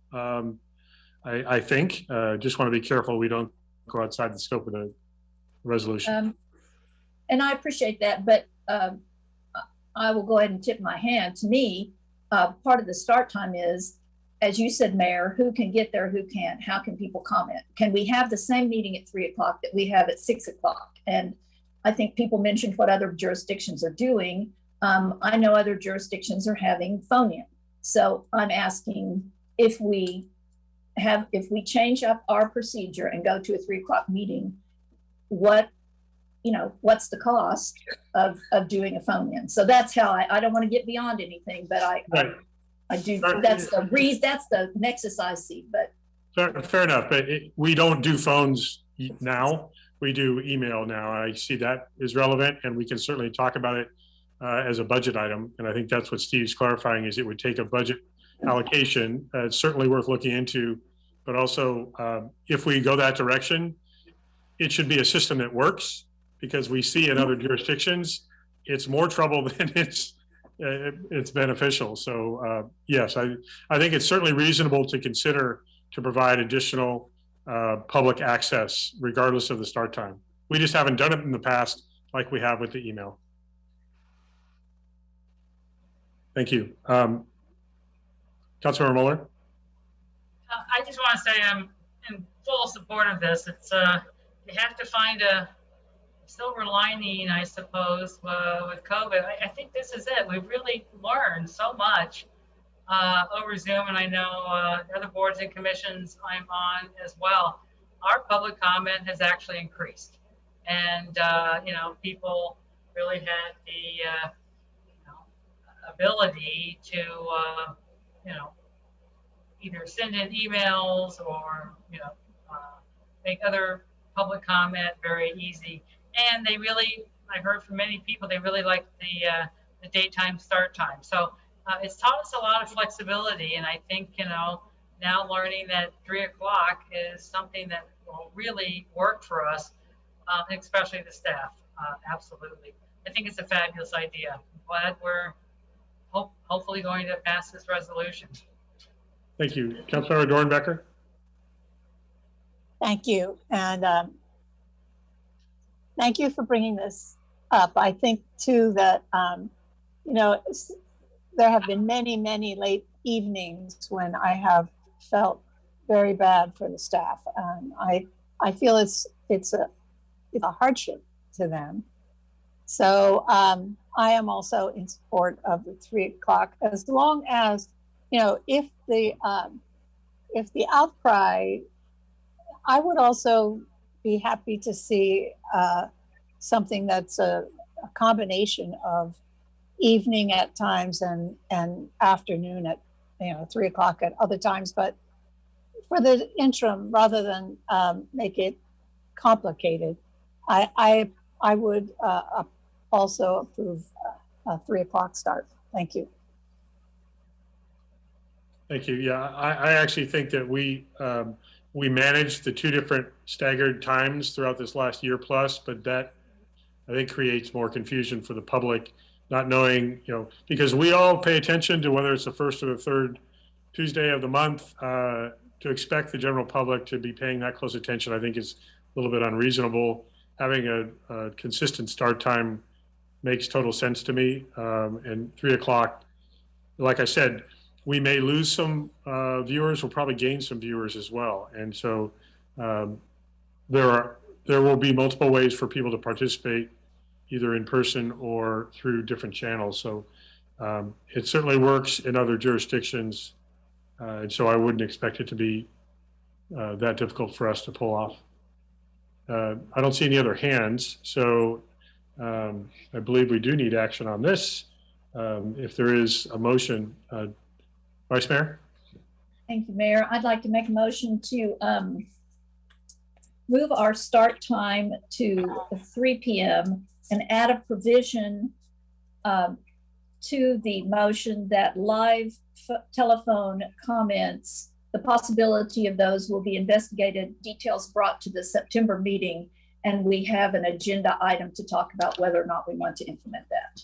So I'm gonna, I'll either make a substitute motion or ask you to modify your motion. I don't think we should be complicating the start time with phone access. I think we can commit Steve and staff to researching the cost of phone system and implementing that, but I would suggest we not include it in the changing of the start time. I think that just complicates the resolution personally. So I will accept your friendly amendment with the understanding that the staff will in a quick manner, investigate the possibility of live phone-in comments. But I will amend my motion to be move our start time to 3 p.m. Thank you. I appreciate that. I'll second that motion, so we can just get right to that. Any further discussion, or Councilor Dornbecker? I just want to make a point that it is resolution 21-4066, changing the time, which wasn't mentioned by the person giving a solution, and I will second it. I'll rescind my second so you can second it, since you became the parliamentarian for us. So thank you. Motion by Vice Mayor Dorman, seconded by Councilor Dornbecker on the resolution moving the start time for regular meetings to 3 p.m. If we could, Eddie, take a roll call vote on that, please. Yes. Vice Mayor Dorman, Yes. Council Member Dornbecker, Yes? Council Member Knight, Yes. Council Member Waller, Yes. Mayor Dunbar. Yes. Thank you. And as Vice Mayor has requested, we can direct staff to research the possibility and potential budget impact of adding phone service during our meetings. So thank you. If we have another platform for public to participate, that's a good thing. Okay. Thank you for that. Let's move on to item 10B, art sculpture purchase. We do have a couple of folks that are going to be joining us in addition to Samantha, I believe, but we are considering adoption of resolution number 21-4067, approving the purchase of Raven and Paulie sculptures currently located in Bandelier Park to add to the town of Yachtville's collection of owned and permanent sculptures. And I know that we do have some email public comments as well, but we'll start with our staff report. Samantha. Good afternoon, and thank you for having us here. I'm joined today by Jim McDonald, who's the chair of the Yachtville Arts Commission, and possibly Rhonda Scher, if she does log in, or maybe I just don't see her. So I am excited to bring forward for your review a request from the Yachtville Arts Commission, and I worked on this staff report with Rhonda and Jim, but just some background. In November 2018, we accepted 2 sculptures by artist Bruce Guesswell, and that was for Paulie and Raven, which were then located in Bandelier Park on pads that were poured just for those sculptures. And they've been at that location since. The term of our agreements is 2 years, and so that actually came up for review in November of 2020, but with the pandemic, we have extended, so the sculptures are still on site. And then we did ask the artist proposed that selling the sculptures to the commission or to the town would be something he was interested in, and the commission discussed this over 2 meetings, and there was desire and consensus to move forward. So the commission discussed the reasons to acquire the sculptures and then voted to approve recommending this purchase to the council at their June 7th meeting. And so while the commission primarily envisions the art walk as a revolving gallery of sculptures on loan along the central corridor of Yachtville, which we see as Washington Street, Paulie and Raven are unique in terms of location and impact. As I said before, the pads on which they sit were added specifically for those 2 sculptures, and they're tucked back in Bandelier Park to help add to the peaceful and serene atmosphere of that park. They are not visible along Washington Street, but can only be seen by walking through what we've kind of termed as our sculpture garden there in Bandelier Park.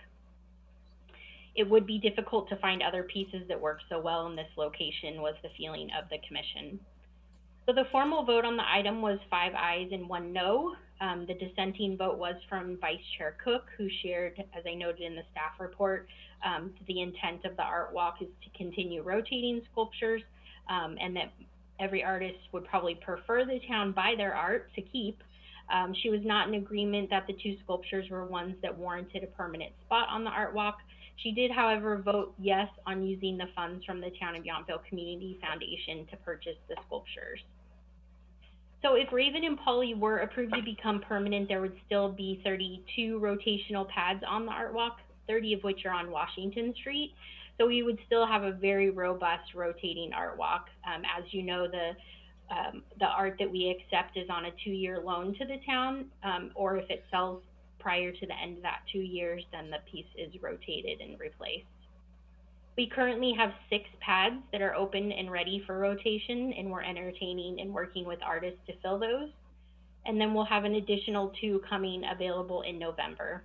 And this is not unusual for the art walk to have spaces open and to continuously be adding new pieces within short time of approval when they come before the commission.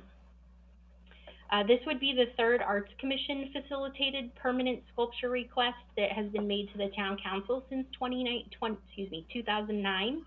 So the commission has also requested the purchase of the chef, the sidewalk judge, and then also accepted the donation of Slingshot with the council's approval. So other permanent or town-owned sculptures include the Faces of Freedom sculpture in Veterans Park, Chaos Pamplona, the Yachtville Elementary School sculpture, and the Honorary Firefighter sculpture in Bandelier Park. These were all initiated through other methods than the Arts Commission as the initial requester and funding source. So, Faces of Freedom was part of the redevelopment project there in the park. Chaos Pamplona was a gift. The Yes sculpture, obviously, in response to the school closure, and the Honorary Firefighter in reference to the firehouse that used to be on the Bandelier Park property. So as part of the discussion, the commission discussed how to fund this recommended purchase. So the artist currently has the sculptures listed for $47,000 total for both, but has agreed to sell them both to the town for a total of $25,000. And the commission unanimously approved purchasing the sculptures from the current balance in the Town of Yachtville Community Foundation funds. So the fund balance for the Town of Yachtville Community Foundation Art Fund is currently just over $34,000 as of the end of the year. I did also want to point out that due to the number of sculpture sales that we've had in fiscal year 2021, which is total of 11 sculpture sales, we do have a 20% commission that the Yachtville Arts retains from those sales. So we anticipate a transfer into the Town of Yachtville Community Foundation for those commissions that should total over $25,000. And that will happen as we work with the finance department and we close out the end of the fiscal year. This would, of course, replenish the Town of Yachtville Community Foundation fund for any future projects if this purchase was approved. So just as a reminder that the Town of Yachtville Community Foundation Fund is part of the 501c3 entity, and it holds funds for Yachtville Arts as well as other entities to apply for grants and alternative funding for other arts projects like this. The purchase of sculptures does fall within the approved use of those Town of Yachtville Community Foundation funds. So important to note that they are not suggesting Town of Yachtville General Fund or public art fee funds to be used in this purchase. And you might ask why aren't we using the public art fee funds? As you know, that's the 1% valuation that we get for the art walk through commercial building permits. And the reason behind that is the Arts Commission did set a minimum threshold balance for that account of $40,000, which would help to sustain the art walk over 2 years if we did see a decline in commercial building project applications. Currently, that fund sits at just over $64,000, and so we felt as though with the slowdown that we have already seen, obviously through COVID and potentially into the future, the way the businesses have been impacted by COVID, we are anticipating that we'll continue to see that decline in commercial building permits hopefully a little bit into the future, not too far, but we want to be prepared to sustain the art walk. So as noted above, the commission does intend to leave the sculptures in the current location, but if it's approved and the town does have ownership of the sculptures, it would allow under the agreement for us to relocate them and even sell them or gift them in the future if the commission and council voted to approve any of those movement or sales. So to close, the Yachtville Arts Commission respectfully requests that the town council consider this purchase as a unique opportunity to permanently enhance the beauty of this special little space within Yachtville at Bandelier Park And I also would welcome Jim or Rhonda to make any further comments. Thank you, Samantha. I'd like to say a couple of things very briefly. Thank you, Mayor Dunbar and council members, for allowing us to bring this resolution before you. I support the adoption of Resolution 21-4067 to purchase the sculptures Raven and Paulie located in Bandelier Park. And the funds are there in the Town of Yachtville Community Foundation Art Fund. So the funding isn't an issue. But let me say something about the sculptures themselves. The pads in Bandelier Park were poured specifically for Raven and Paulie. And now that the sculptures are in place, I feel they belong there and should stay there. And so I support the adoption of this resolution to purchase the sculptures. And my fellow Yachtville Arts Commissioner, Rhonda Scher, I think has a few words to say as well. And then we certainly would entertain any questions. So Rhonda?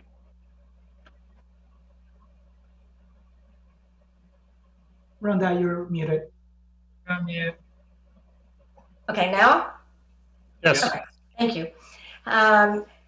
I really welcome any of your questions. Anything you certainly want to ask. I sent you a letter, of course, and outlined why this would be feasible. Specifically, I would like to address quickly the rotational aspect of our Art Walk platform. And point out that if there's any misunderstanding, the Arts Commissioners support the program as it is. We're not suggesting otherwise. However, we also have seen in the past Kim present to you for permanent status of 3 sculptures in particular, the Chef, Sidewalk Judge, and recently Slingshot. And you have approved those as permanent. So we're asking your consideration to do the same for Paulie and Raven for reasons that I had stated in my letter, Jim just stated. So with that, any questions or anything you would like to have me speak more directly to, I'm happy to. Thank you. What I'm going to ask of each of you, Rhonda and Jim, I know you were 2 of the 3 letters that the council received as part of public comment. If you feel like you've represented your thoughts verbally with us today, we can just have those on record for as part of our public record. If you'd like us, we can read them into the record here. That's I'll leave that choice up to each of you. If you'd like us to read them, either way, they're a part of the public record. So Rhonda, would you like us to still read your letter into the meeting? Not necessarily. You folks have all seen it, and you'll be the action body. So I'm fine with that, John. Okay. And Jim, how do you feel? I don't need it read into the record. I think you all seen it, and I appreciate that. Okay. Yeah. Just a reminder, they are there. If any member of the public wants to read them specifically, they are there. Eddie, we had a 3rd public comment email, I believe. And if we had any others since then, please share with us. We have, Mayor, we actually do have 2. The first one is from Jeff Durham, and he said, give me 1 second. I watch all town meetings, and there cannot be doubt that Yachtville Arts Commission is the hardest working group in the town of Yachtville. Their work has led to over $110,000 in art sales through the fiscal year 2020-2021, an incredible feat in its own right. And then throw in what happened to this community in 2020.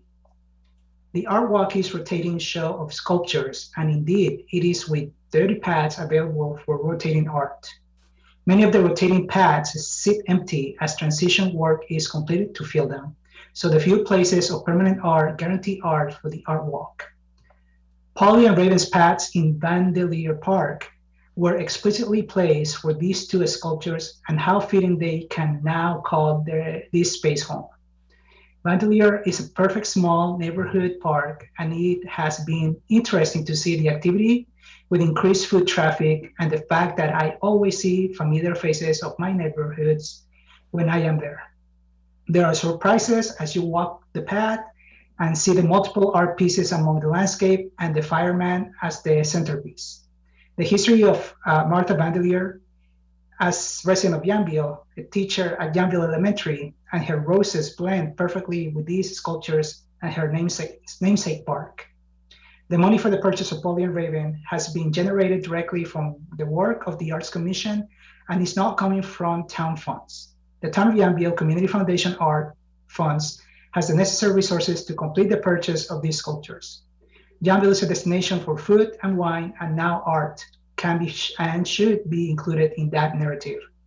And if there is any concern about financial needs, I am happy to make a motion to sell the sidewalk judge to fund the purchase. Thank you for consideration. Thank you, Eddie. And we have one more now.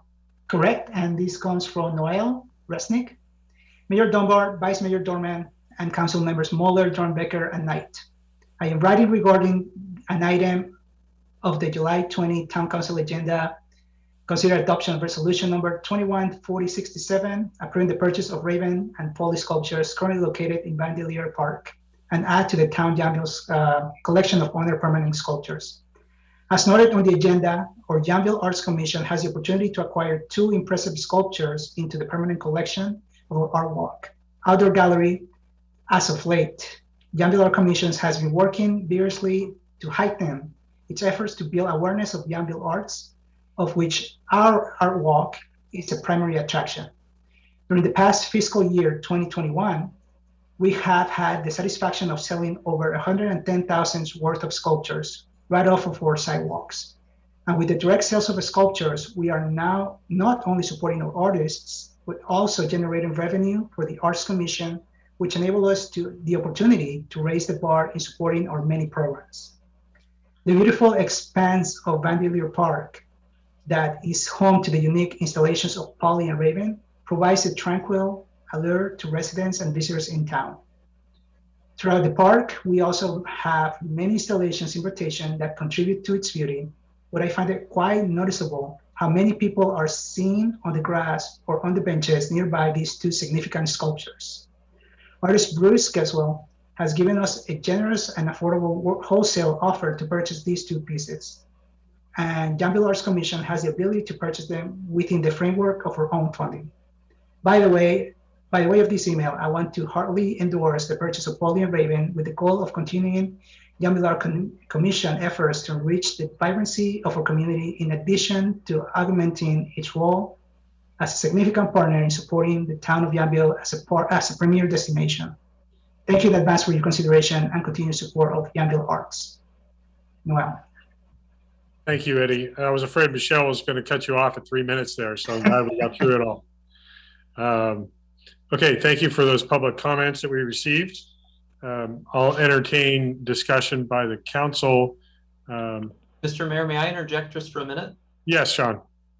So Gary and I did look at this resolution. We just had one thing we wanted to bring to the council's attention while they discuss it, and that is, as Samantha mentioned, there's an agreement in place between the town and the artist about using these sculptures on the rental basis. But if the town moves into an ownership status, we just recommend logistically entering a new agreement regarding ownership of it. And these kinds of, they're form agreements, we do them all the time. It's just about, obviously with art, there are copyright issues. And so we just want to make sure it's clear what the town is allowed to do with these sculptures if it chooses to buy them.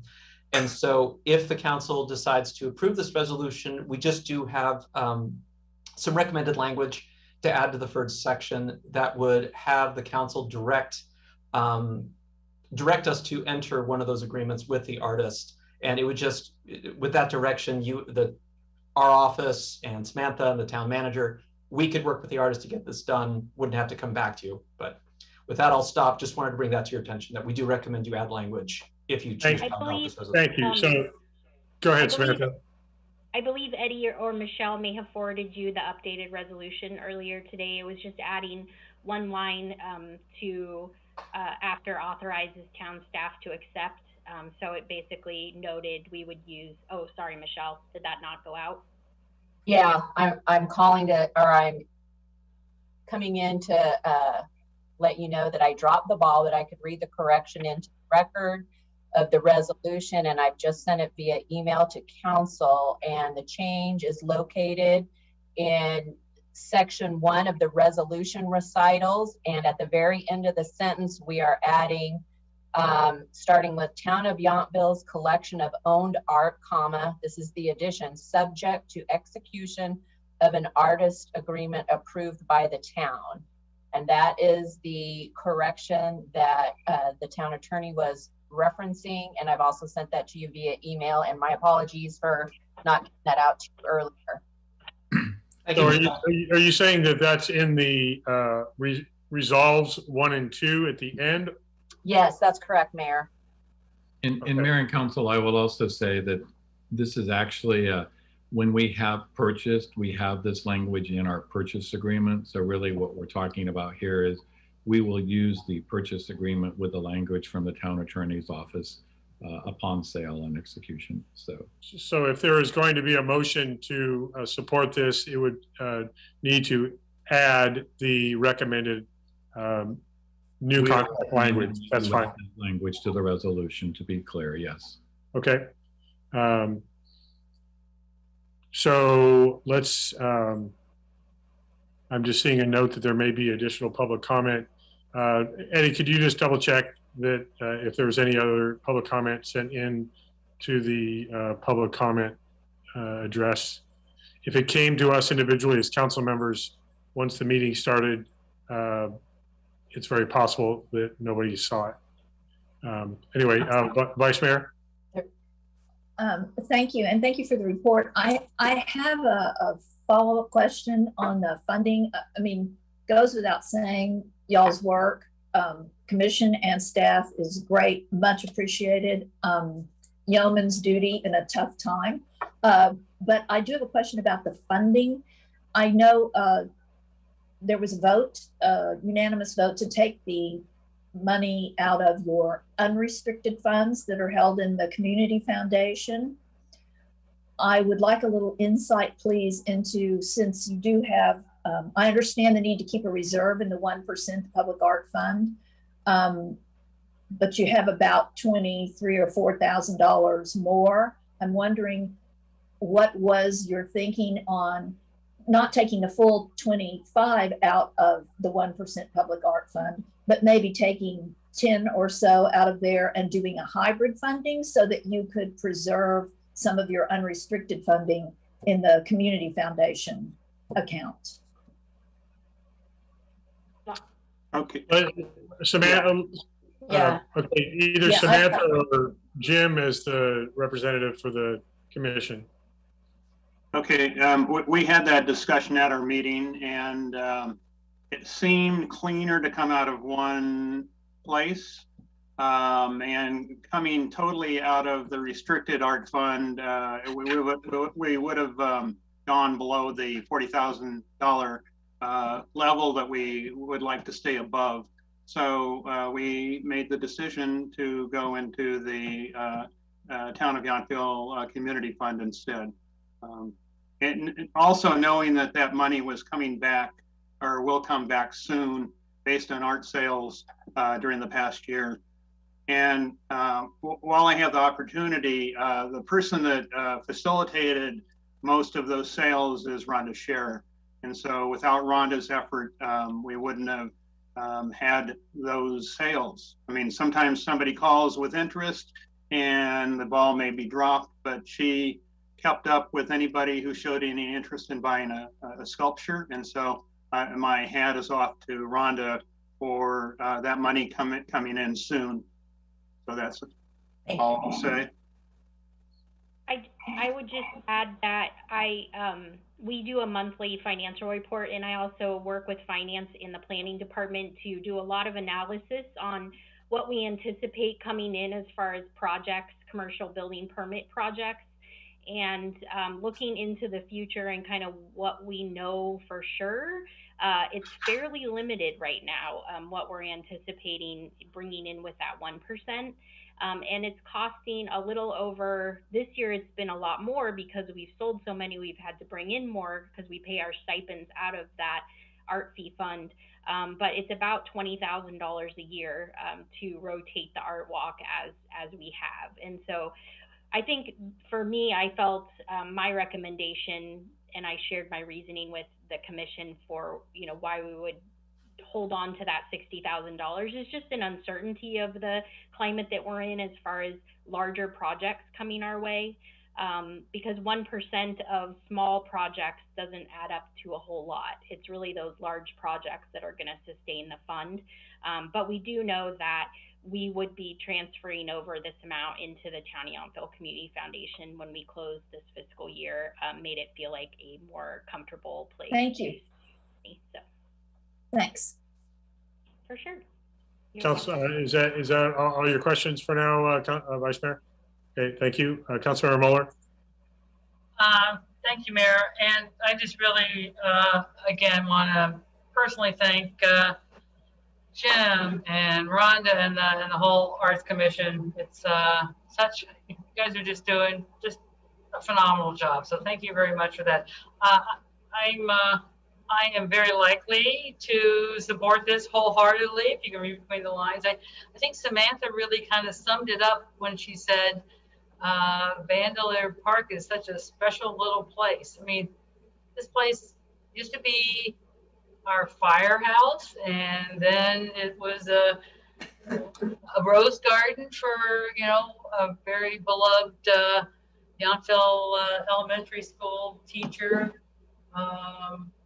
And now it looks like it's going to be a sculpture garden. I always, you know, take a lot of my guests there because the history there is phenomenal. If you just walk along the pavement, you can, you know, read all the history in Yachtville. So this is truly a special little place, and I think Paulie and Raven will be most welcome there. So thank you, Art Commission, and please pass along thanks from all the council, I believe, for all your work. Great job.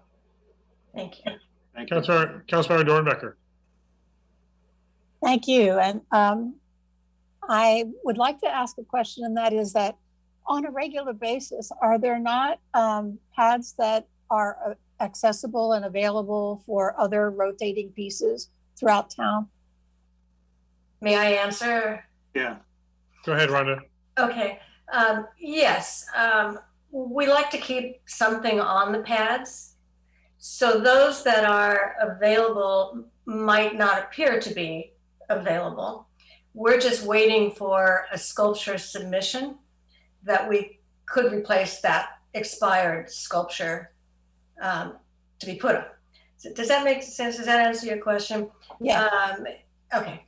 But there So usually are more than one pad available for new pieces to come in. Is that correct? we have 6 pads available, and again, it doesn't look that way, but we know from Kim's paperwork that they have expired. And then in November, there will be 2 more. And at this point, we don't have any submissions. So at this point, those sculptures that are on there would remain. But knowing that if we had a piece, we're usually able to act pretty quickly because we have pads available throughout town. Well, thank you, Rhonda, and thank you, Jim. I add my accolades to the Arts Commission. You just are an extraordinary group with Noel and Kim and all of you. It's just spectacular what you do for the town. And, you know, I think it's really impressive that the artist was willing to give you a $22,000 discount. So, you know, my kudos to whoever organized that. And I have a feeling I know who. You do know who. But I've seen so many people, you know, standing there and admiring them and enjoying them. And every time I have company, we also walk through Bandelier Park for that reason. It's a charming neighborhood park. So I am in total agreement. I think that this is a wonderful permanent addition to our art walk and also the art in the park. So thank you both very, very much. And please extend my thanks to all the commissioners. Thank you. Thank you. Councilmember Knight. Mayor, thank you. I heartily support the Art Commission's recommendation, but by a majority of the members, I'm ready to move approval of the resolution if there's no other questions. I want to double check since the Vice Mayor had made a statement that there might have been another public comment. Eddie, did you find any other public comment that was submitted? We did receive it. It was forwarded to us just recently, and it's from Cindy Captain. And it reads this: Dear Mayor, Vice Mayor, and Council members, I'm writing to support the purchase of sculptures Paulie and Raven. I believe these sculptures are beneficial to the town for the following reasons. One, all of the sculptures on the art walk, these are the only ones depicting women. Two, they are a perfect fit for Bandelier Park and serve to frame a picnic area that I observe is almost always in use on the weekends, especially by families. Three, the artist has offered them to the town at a significant discount. Four, the sculptures are often referred to as the jewels of the walk. I've heard it referenced to as the don't miss sculptures on the art walk by commissioners, locals, and chamber ambassadors. I understand that purchasing an art object during a pandemic may seem questionable, but the art walk draws visitors even when visitors to restaurants and tasting rooms are limited. Last year, the Arts Commission sold a record number of sculptures from the art walk, totaling over $110,000 in sales. Interest in the art walk and sales of its sculptures continues to be robust even during the pandemic. An investment in these two sculptures, unique in their style and location, will be an investment in expanding Yachtville's reputation as an arts destination. Thank you. And that's it for our public comment, Eddie? That's it. Great. Thank you very much. Vice Mayor, thank you for making sure that we found that late entry for public comment.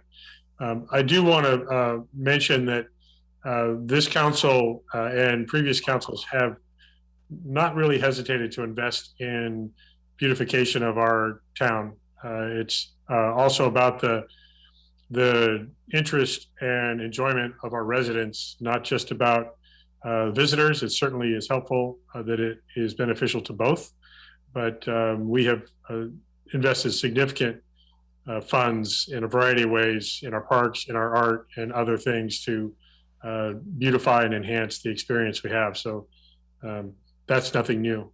But I do have Councilmember Knight was offering to make a motion on this item.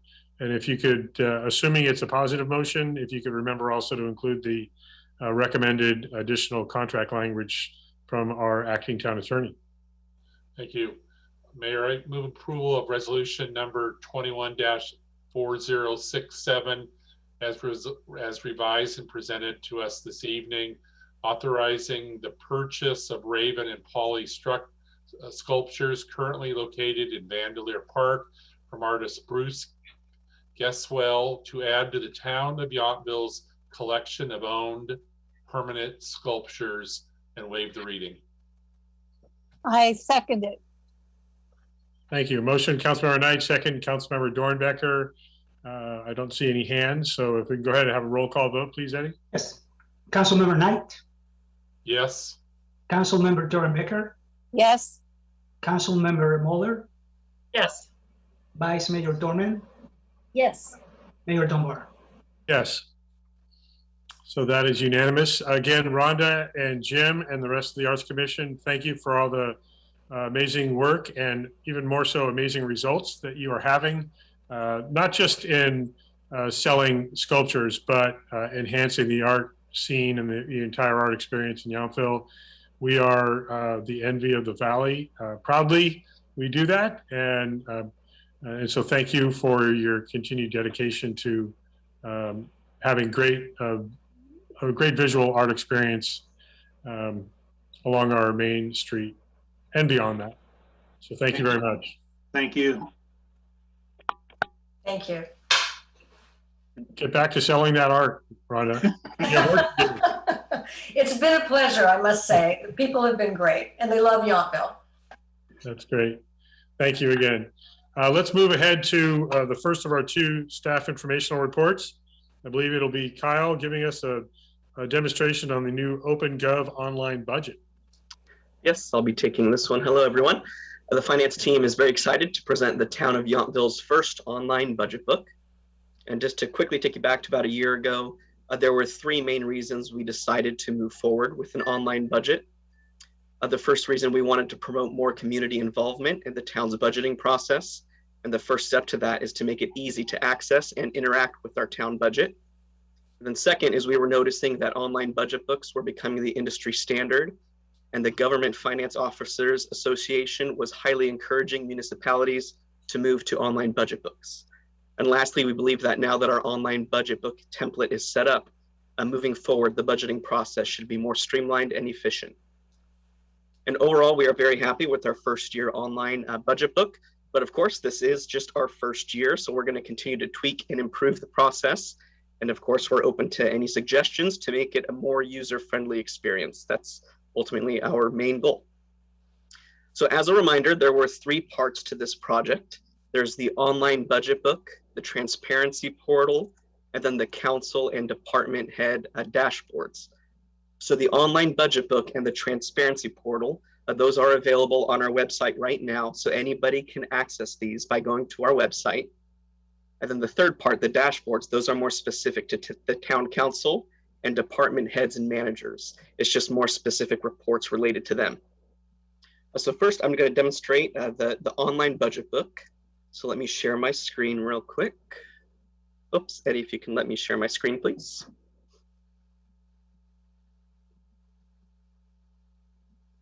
Kyle, you should have access to sharing. Okay, sorry. When I hit share screen, it says host disabled, a participant screen sharing. Oh, Yeah, and I don't have access to that. I was trying to do that while you were giving your, just fix it. I got it now. thank you. So can everybody see our our website here? Yes.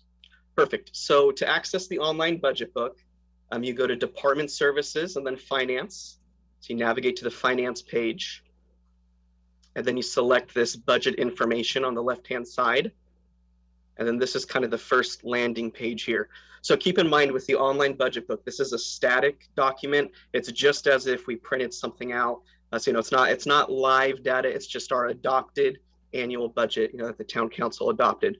So if you scroll down a little bit, we have some quick instructions on how to use it. And mostly we just go over that there's two ways you can navigate the online budget. You can either select these buttons here, which Eddie created. He did an awesome job with these. So this kind of sends you to the sections. They should look very familiar. If you're familiar with our budget book, it just mirrors exactly what we've done in the past. So that's one way to navigate to different sections of the budget. I'll show an example of that in a second. And then the other way is we have this link for the table of contents. So you can click on that. And then if you scroll down, you'll just see, again, it's just a table of contents that if you click on these links, it'll take you to that specific section of the budget. But to go back here with these buttons here, so for example, if you want to go to the budget introduction and overview, you click on that. And then we give a little note saying to click on the blinking light dot, it'll open up an information box. And then you can go to that specific page. So again, this just mirrors exactly what we've done in the past on paper. So for example, if you want to go to our community summary and profile page, you click on this dot and then click here to view this section. And then it sends you over to this page. And this is what's powered by OpenGov, where we provide a narrative.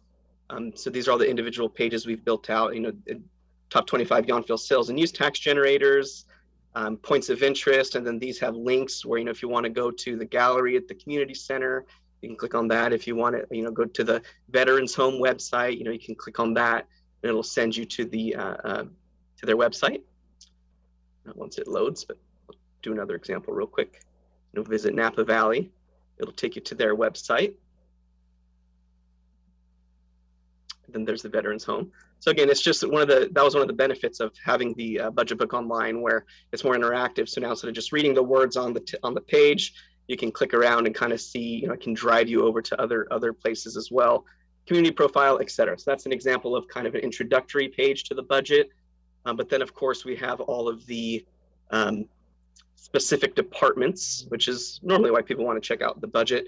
But so we have our general fund operating departments. That'll be the finance department, the town clerk department, just kind of the operating town manager's office. It's got our operating departments, so you can check out. So if we go to the finance page, this will look just like what our physical document used to look like. Department overview, also known as our narrative. We show our accomplishments from prior fiscal year, what our goals are for this year, and then all of our department expenditures, listed by what the expense is, and then the fiscal year here. And then, so here's the actual adopted budget here for this current fiscal year we just started. And then you see the staff allocations, and then you see our organizational chart, and then our finance department performance measures. So each of our town departments has a page that looks just like this, and with some awesome pictures in there as well. So that's an example of that. And then everything else, again, if you just keep drilling down, we have our special revenue funds, our water, utility enterprise, our wastewater, our capital projects fund sections, etc. So that is the way you navigate the online budget book. And then on this page, we also provide a budget summary document. This is, I forget how big it is. I think it's about 120, 130 page PDF. That's just a summary of everything. And then the third document is our budget in brief. And this is a much shorter, this is a very, if you had somebody who's curious about what we do, it's kind of a glimpse of I think it's a 12 or 14 page document. So kind of gives a snapshot of everything. So we kind of have as much detailed as you want. Our budget summary document, which is something in between, and then our budget in brief, which is a very quick snapshot of our fiscal year. So that is the online budget book. And then the second thing is the transparency portal. So this is also available to anybody. And the difference between the budget book and the transparency portal is the budget book is static. It doesn't change throughout the year. But the transparency portal is actually connected to our accounting software. So every night it'll update with the transactions that we added in the day before. So to navigate to that, you click you go over to departments and services, the finance page again. And then under financial reports, you click on that. And then in red, we say, please visit the Town of Yachtville Transparency Portal for more financial information. And that will send you to this report. And really the first two reports here are what I want to highlight, because these are actual, year to date. So right now it's the prior fiscal year, because we're still working on our year-end procedures to clean up. So then soon it will show, through July of for fiscal year 21-22.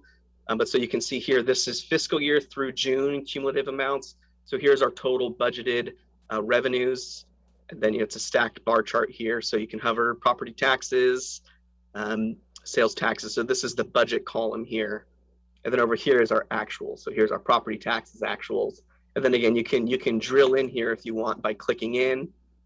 And then here's our secured property taxes, property tax in lieu.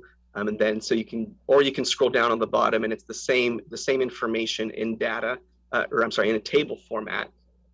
Or also if you scroll down on the left here, we have a couple of questions. So, how much property tax revenue has the town generated this fiscal year? You can click on that and then it's a customized report, that just shows property taxes. Or how much TOT revenue has the town generated this fiscal year?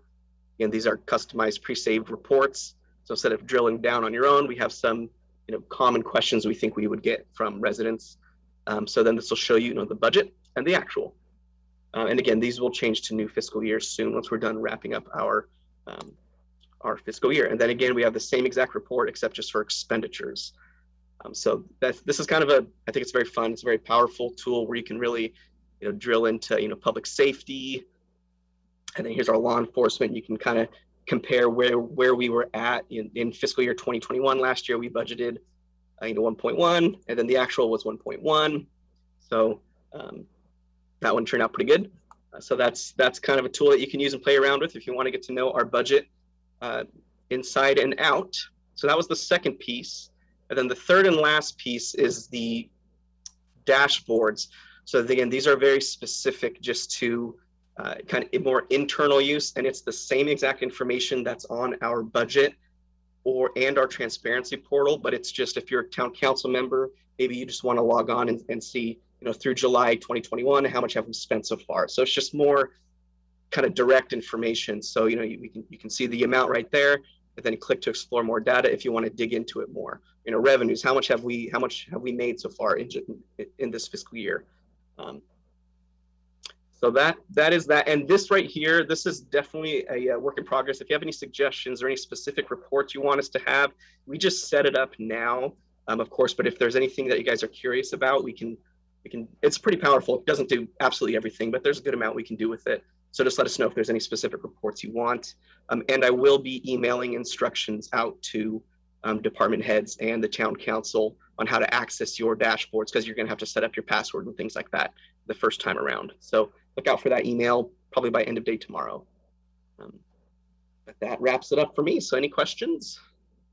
Kyle, thank you very much. It's so impressive how visual budgets are now. Looking back in the early years of me being on the council over 15 years ago, they didn't look like this. And it's challenging for the less financially focused of us, like me, to really break down the raw data and draw outcomes with that. And you're showing how easy it is now.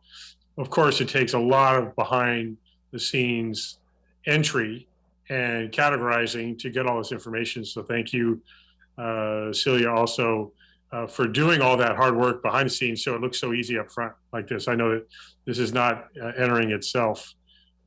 Questions from the council?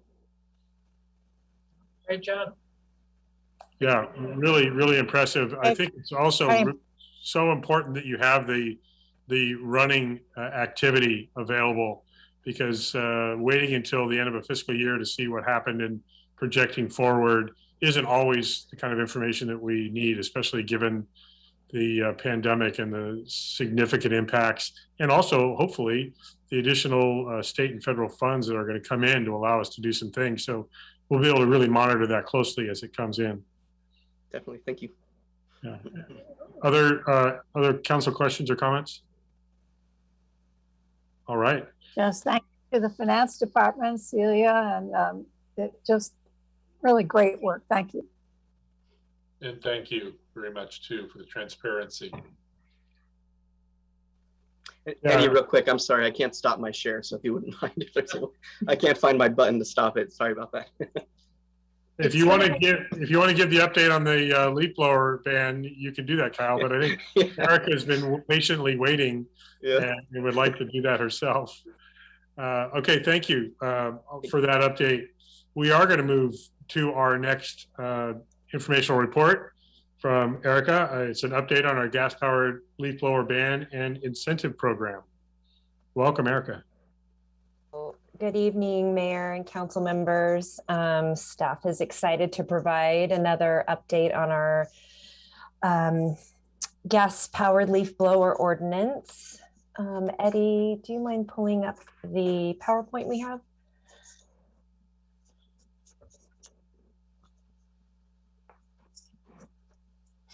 Thank you. Okay, next slide. So we have now distributed over 4,000 informational mailers and postcards to residents and businesses within town limits. 30 information mailers went out to landscape companies with a current business license. We have the leaf blower ordinance incentive program webpage up and added to the town's website. And we had yard signs and banners placed throughout town. Next slide, please. So to date, we've received 26 residential applications and 8 commercial. We've distributed a total of $5,453 of incentive funds. Next slide. And since sorry about that. Since July 1st, when the ordinance came, I'm so sorry, I just blanked out there. We've only had a handful of violators. The vast majority were in compliance. I think we had about 5 phone calls in the first 2 weeks. But after going out and speaking with people, they have I'm so sorry, I just got distracted. So most people have been in compliance, and moving forward, we are going to just continue monitoring and managing the incentive program. Our applications have slowed down a bit, although after July 1st, we've had about 3 additional commercial applications come in. And that is all I have. If you have any questions, I'd be happy to answer. Thank you, Erica. I have a quick question I'll ask if anyone else does. Is there, did you see any kind of trend or between commercial operators and residents in terms of how much we're paying out? I think it was mainly with the commercial operators and the tiering based on the number of not business permits, but clients they had in town. They would get additional dollars for their subsidy. Are we seeing these being pretty small landscape companies? Are they more medium, a little bit larger? Can you tell from the data?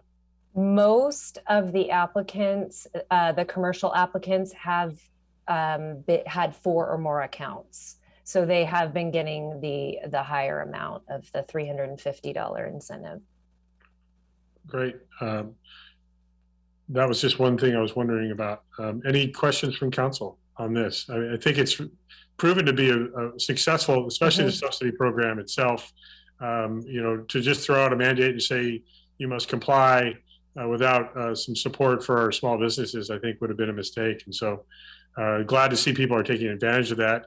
And apparently the budget we set might have been a pretty good number. That I'm suspecting that as people realize it getting further into the ban, there will be more, especially residents even, coming online and asking for the subsidies. So it's good to have that additional balance still available.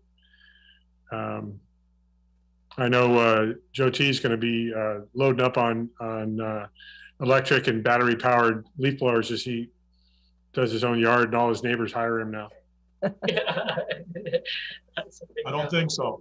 Out of my plans. And not to mention, we don't hear what we used to hear. It's quite remarkable. It's quite remarkable, the change in the noise, and good for the environment. So great win. Yeah. I'm proud of our town for being a model for the rest of the valley. And, you know, we continue to be a progressive town. I'm very proud of it. Thank you. Yes. Again, Erica, thank you for the report. And we look forward to additional progress in the coming months. Let us know how that's going. Thank you. Thank you very much. We're going to move on to our reports now. The first one, Napa County Flood Control and Water Conservation District. We did meet this afternoon. That's the only thing that's going to be a bit tricky is with 3 o'clock start times. If flood control starts to go a couple hours, that's going to be a problem. But we haven't had a long meeting like that in a while. But before the flood control meeting started, we held the Napa County City Selection Committee meeting. And we only meet a couple times a year. But this meeting was mainly to, select the new incoming chair and vice chair. That's done by rotation, typically. And so the new chair of the City Selection Committee will be going to American Canyon and Mayor Garcia. And the vice chair is St. Helena and Mayor Ellsworth. And once we took care of that business, the next item was to reappoint Councilmember Moeller to the Local Agency Formation Committee North Valley seat. a position she has been holding for several years now. And Councilmember Moeller was reappointed to that Up Valley seat with a term running until 2025. So thank you, Councilmember Moeller, for your willingness to do that. And also, I want to thank Calistoga and St. Helena for recognizing continuity in that position right now, and the knowledge that Councilmember Moeller brings to that seat is very important, especially as we're going into this new state RENA housing allocation cycle. And they have agreed to defer their rotations into the seat. So St. Helena will be coming in after Councilmember Moeller continues the next term. So again, thank you, Councilmember Moeller. If you wanted to share any thoughts about that position that you hold. I wish I could thank everybody in the City Selection Committee. I think that I don't know if everybody knows how Napa County LAFCO works, but there are 2 seats that go to the county automatically, and then the third seat actually rotates between Napa and American Canyon. We have a public member seat, and then the 5th seat actually rotates between 3 Up Valley cities. So every 12 years, it's our term for a 4-year term. So I'm very thankful that Calistoga offered us the seat last year, and I was able to serve, and with that, been very active in the Cal LAFCO board, and I will actually be chair of Cal LAFCO in 2024.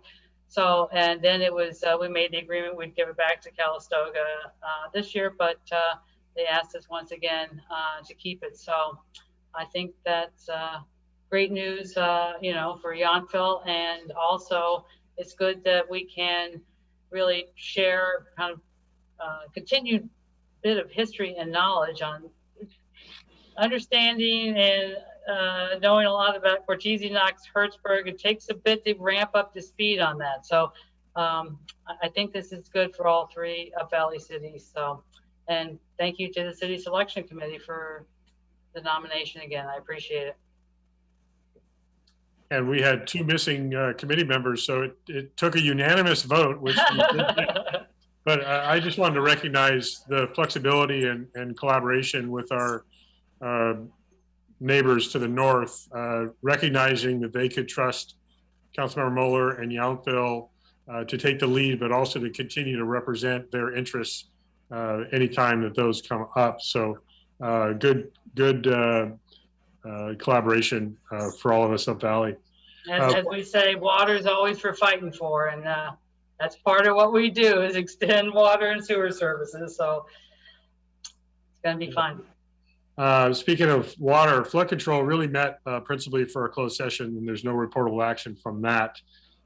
I'll go back to Councilmember Moeller if there's any report out on Upper Valley Waste Management Authority.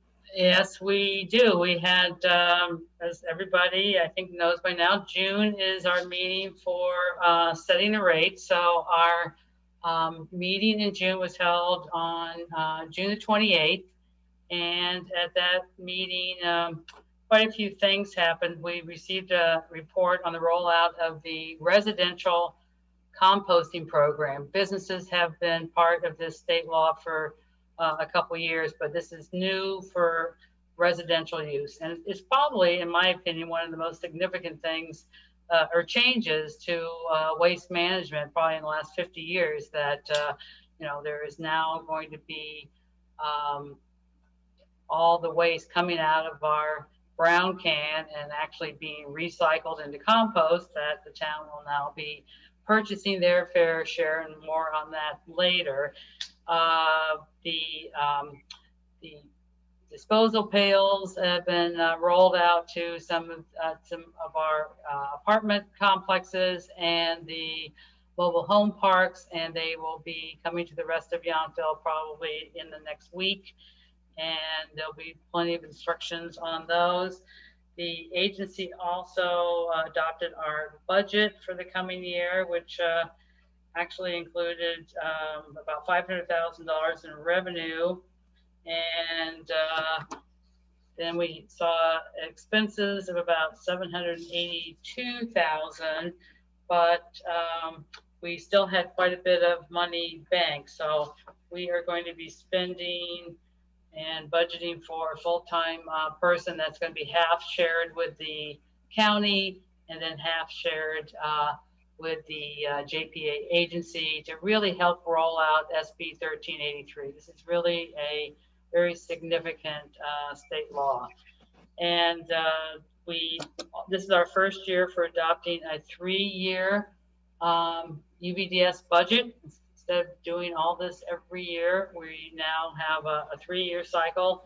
This first year is almost 18%, 7.95%, and year 2 and year 3 will be about 10%. There's going to be a lot that we have to do in terms of not only SB 1383, new regulations, but more oversight of that is coming from the state and Cal Recycle for all these activities that have to do with waste and recycling. So just when you thought it was just empty, easy to open the lid and dump it in, there's a lot going on behind the scenes. So, and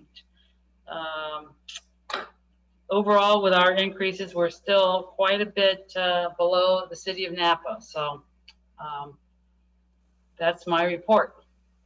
Thank you. And just to follow the theme, I just wanted to mention that I've been asked and I've accepted an opportunity to present along with Christy Pistone of our Upper Valley Disposal and Recycling at the California Resource Recovery Association online conference or webinar in August. And I'm tapping into Councilmember Muller's expertise in this area. But I'll be presenting about impacts on a community like Yachtville and in the Napa Valley as it relates to COVID-19, being a tourist destination, the impacts on waste and recycling when a pandemic shuts down almost all business activity, and what that means to commercial and residential waste and recycling, et cetera. So that'll be an interesting. I just had a prep meeting this morning and found out they expect me to talk on this for 20 minutes. So I've got some work to do in the next few weeks, but interesting because it really is a growing issue statewide. The League of California Cities is paying a lot of attention to solid waste and recycling issues and legislation. So again, very good that we are staying out in front of this. We already have an amazing recycling water program, and all that we do with our wastewater and all of that locally. And so again, we can be proud of that, but we need to stay up on all of the advances in the sector. So we're coming at it from a few different directions. Speaking of Cal Cities, I'll just very quickly update. I actually got on a plane and flew to San Diego last week. The first business trip that I can remember in the last year, where we had an in-person Cal Cities Board of Directors meeting. We met for 2 days last week, and it was really interesting talking about a lot of the legislative activity. The state legislature is on recess right now, but they'll be coming back in mid-August. There's still a lot of bill activity, budget, trailer bills, and other legislation that's up for discussion and consideration. And so we were talking about several bills and the position that Cal Cities might be taking on that legislation. The annual conference, I know that many of us go to this, September 22nd through the 24th in person. We will be the first full-scale conference in the newly renovated 3 years in the making Sacramento Convention Center. Already well over 1,000 participants registered for that. So that is, it's really great to see kind of a recovery of in-person activity. Also last week at our board meeting, Cal Cities officially launched our new branding and our new website. So if you check out the Cal Cities website, you'll see some of that the logo and some of the new marketing presentation that we have. It's really a long overdue update, a real good refresh to for the organization. So check that out. And I'm sure a lot of us, many council members from not only our council, but others in the Valley participate in policy committees. And so there's a lot of activity. And Steve has been the president of the city manager's department this year. So a lot of activity in that space. So that's that report. Climate Action Committee, Councilmember Dornbecker, did you want to update on, I know it's a little tricky since we do monthly meetings. We have one coming up this Friday, I believe, but any highlights you want to touch on from the last meeting? No, I was actually going to report on the North Bay Division of the League meeting that we had online. Go ahead. So we had an interesting program that talked about police departments and pending legislation in Sacramento devoted to the justice in the police departments, how they may be impacted by some of the presentation or some of what's going on in the legislature. And that was very good. Mayor Dunbar gave his league update, and I was named the director of our nominating committee for second vice president. It will be taking place with someone from the Napa Valley this time. And that was that. We do have a meeting of the Climate Action Plan Committee on Friday, and I'll be happy to report on that next time. Thank you. I was just calling up the agenda. That we've been looking at the bylaws that we have written because we've created this JPA with all of the municipalities and the county to deal with the climate, problems that we all face together. We are going to be getting into the update of the greenhouse gas inventory, and from there we'll be looking at other projects that we'll maybe able to do, and also grants to be able to do them. So as we get more information about that, I'll be happy to chime in. Thanks. Two of the highlights for this coming Friday's meeting, we'll report out on a presentation on reusable foodware and waste reduction ordinance, and also discussion of electric vehicle charging stations and current distribution and future projections for EV stations throughout the valley. So that'll be coming to you next. We should have a report out at our meeting in August. Are there any other ad hoc or standing committee reports from council?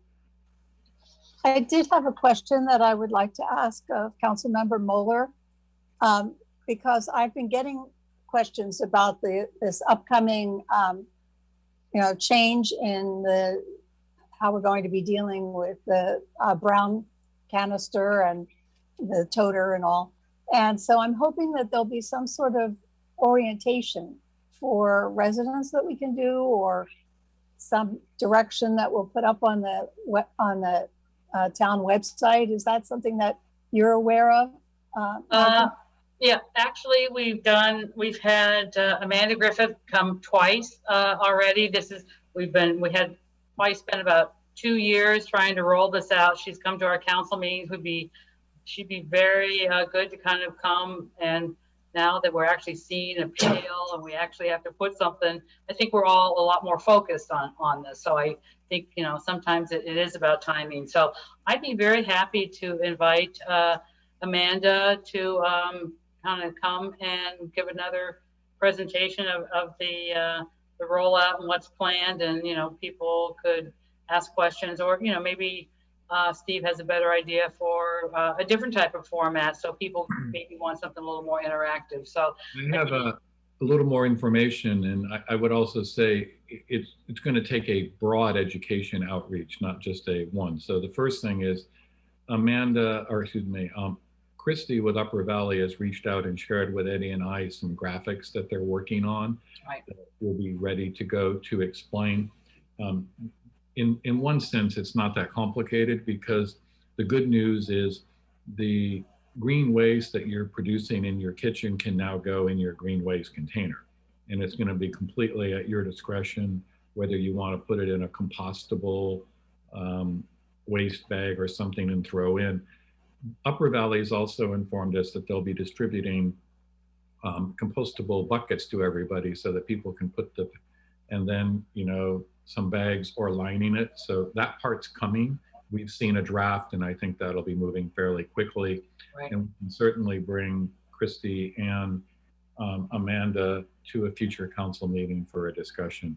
But Upper Valley they're working on the education and outreach. And the real challenge here is we don't need to make it more complicated than the banana peel can now go in the green waste.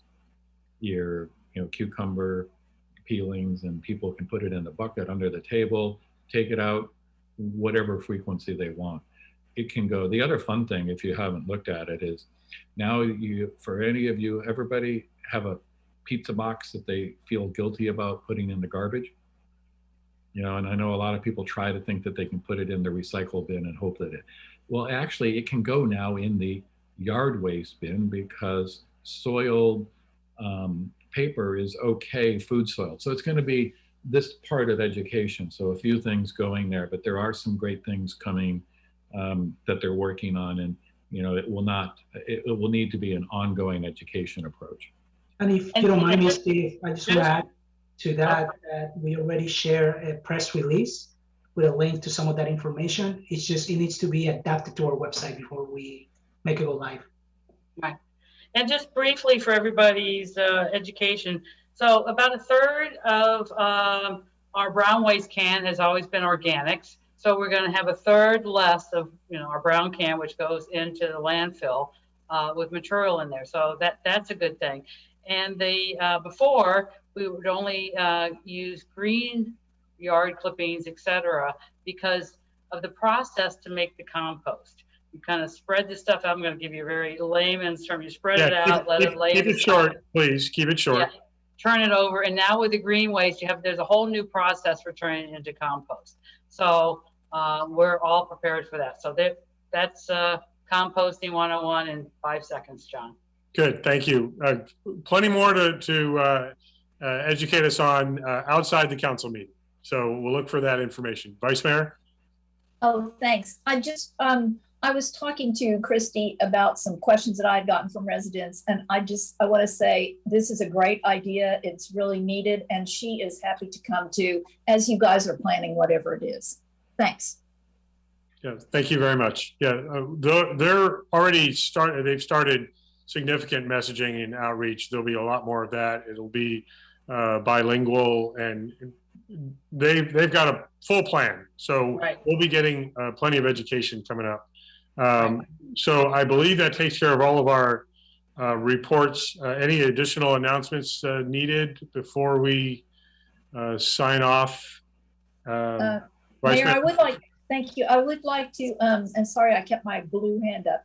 I would like to give a shout out to Arts Commissioner Noelle Resnick. She will be on JCB Live this Friday along with Guy Buffet, and they will be speaking, and John Charles, of course, but they will be tasting some French wine, it looks like, as well as talking some Yachtville art. So tune in. Great. And I do want to just say we are going to be adjourning to 3 o'clock, since we have adopted that new time, 3 o'clock on August 3rd. That'll be our only council meeting. It'll be a regular council meeting, but our only one in August, since we traditionally do not have a second meeting in August. And so what I just wanted to say, and I see that Joe Tagliabashi is sticking through the entire meeting today, your final meeting. I just wanted to offer you up an opportunity. Any thoughts that you wanted to share now that, now's your last chance. We're going to limit you to 3 minutes going forward. Well, I just wanted to thank you all again for the unbelievable going away gift that you guys gave me today. I've been through a lot of those, and I don't think I've ever seen anything like that. So thank you all for bringing all of you and your great sense of humor and your sense of fun and camaraderie to what was a tough day for me, making it just a little bit easier. And I really do appreciate everyone on this screen and all of you in town who have made me feel so successful here. I really couldn't have done it without all of your help and support. So thanks so much. And I'll be around and I'll be able to help if you need me. So just let's plan on seeing each other often, even outside of here. Thank you all very much. Well, and you still have a week and a half to put in. So Yeah, I do. Don't think you're getting away with it. John Fearns is going to keep his eye on you. Yeah, 8 o'clock meetings, I think, is what's coming up for the next week or so. Oh yeah, I'll be on Zoom and all the other stuff until Friday for sure. So I hope to see you all at the celebration on Friday and even after that. So thanks again so much for all your love and support. That means a lot. Well, thank you. And in your honor, I'll entertain a motion to adjourn to our 3 o'clock August 3rd council meeting. So moved. I believe Councilmember Dornbecker motion, Vice Mayor Dorman seconded. All in favor? Aye. Aye. Thank you, Joe. Thank you, everyone. Thank Good you, night. everyone. Thank you, Sandra. Thank you, Michelle. Thank you, Eddie.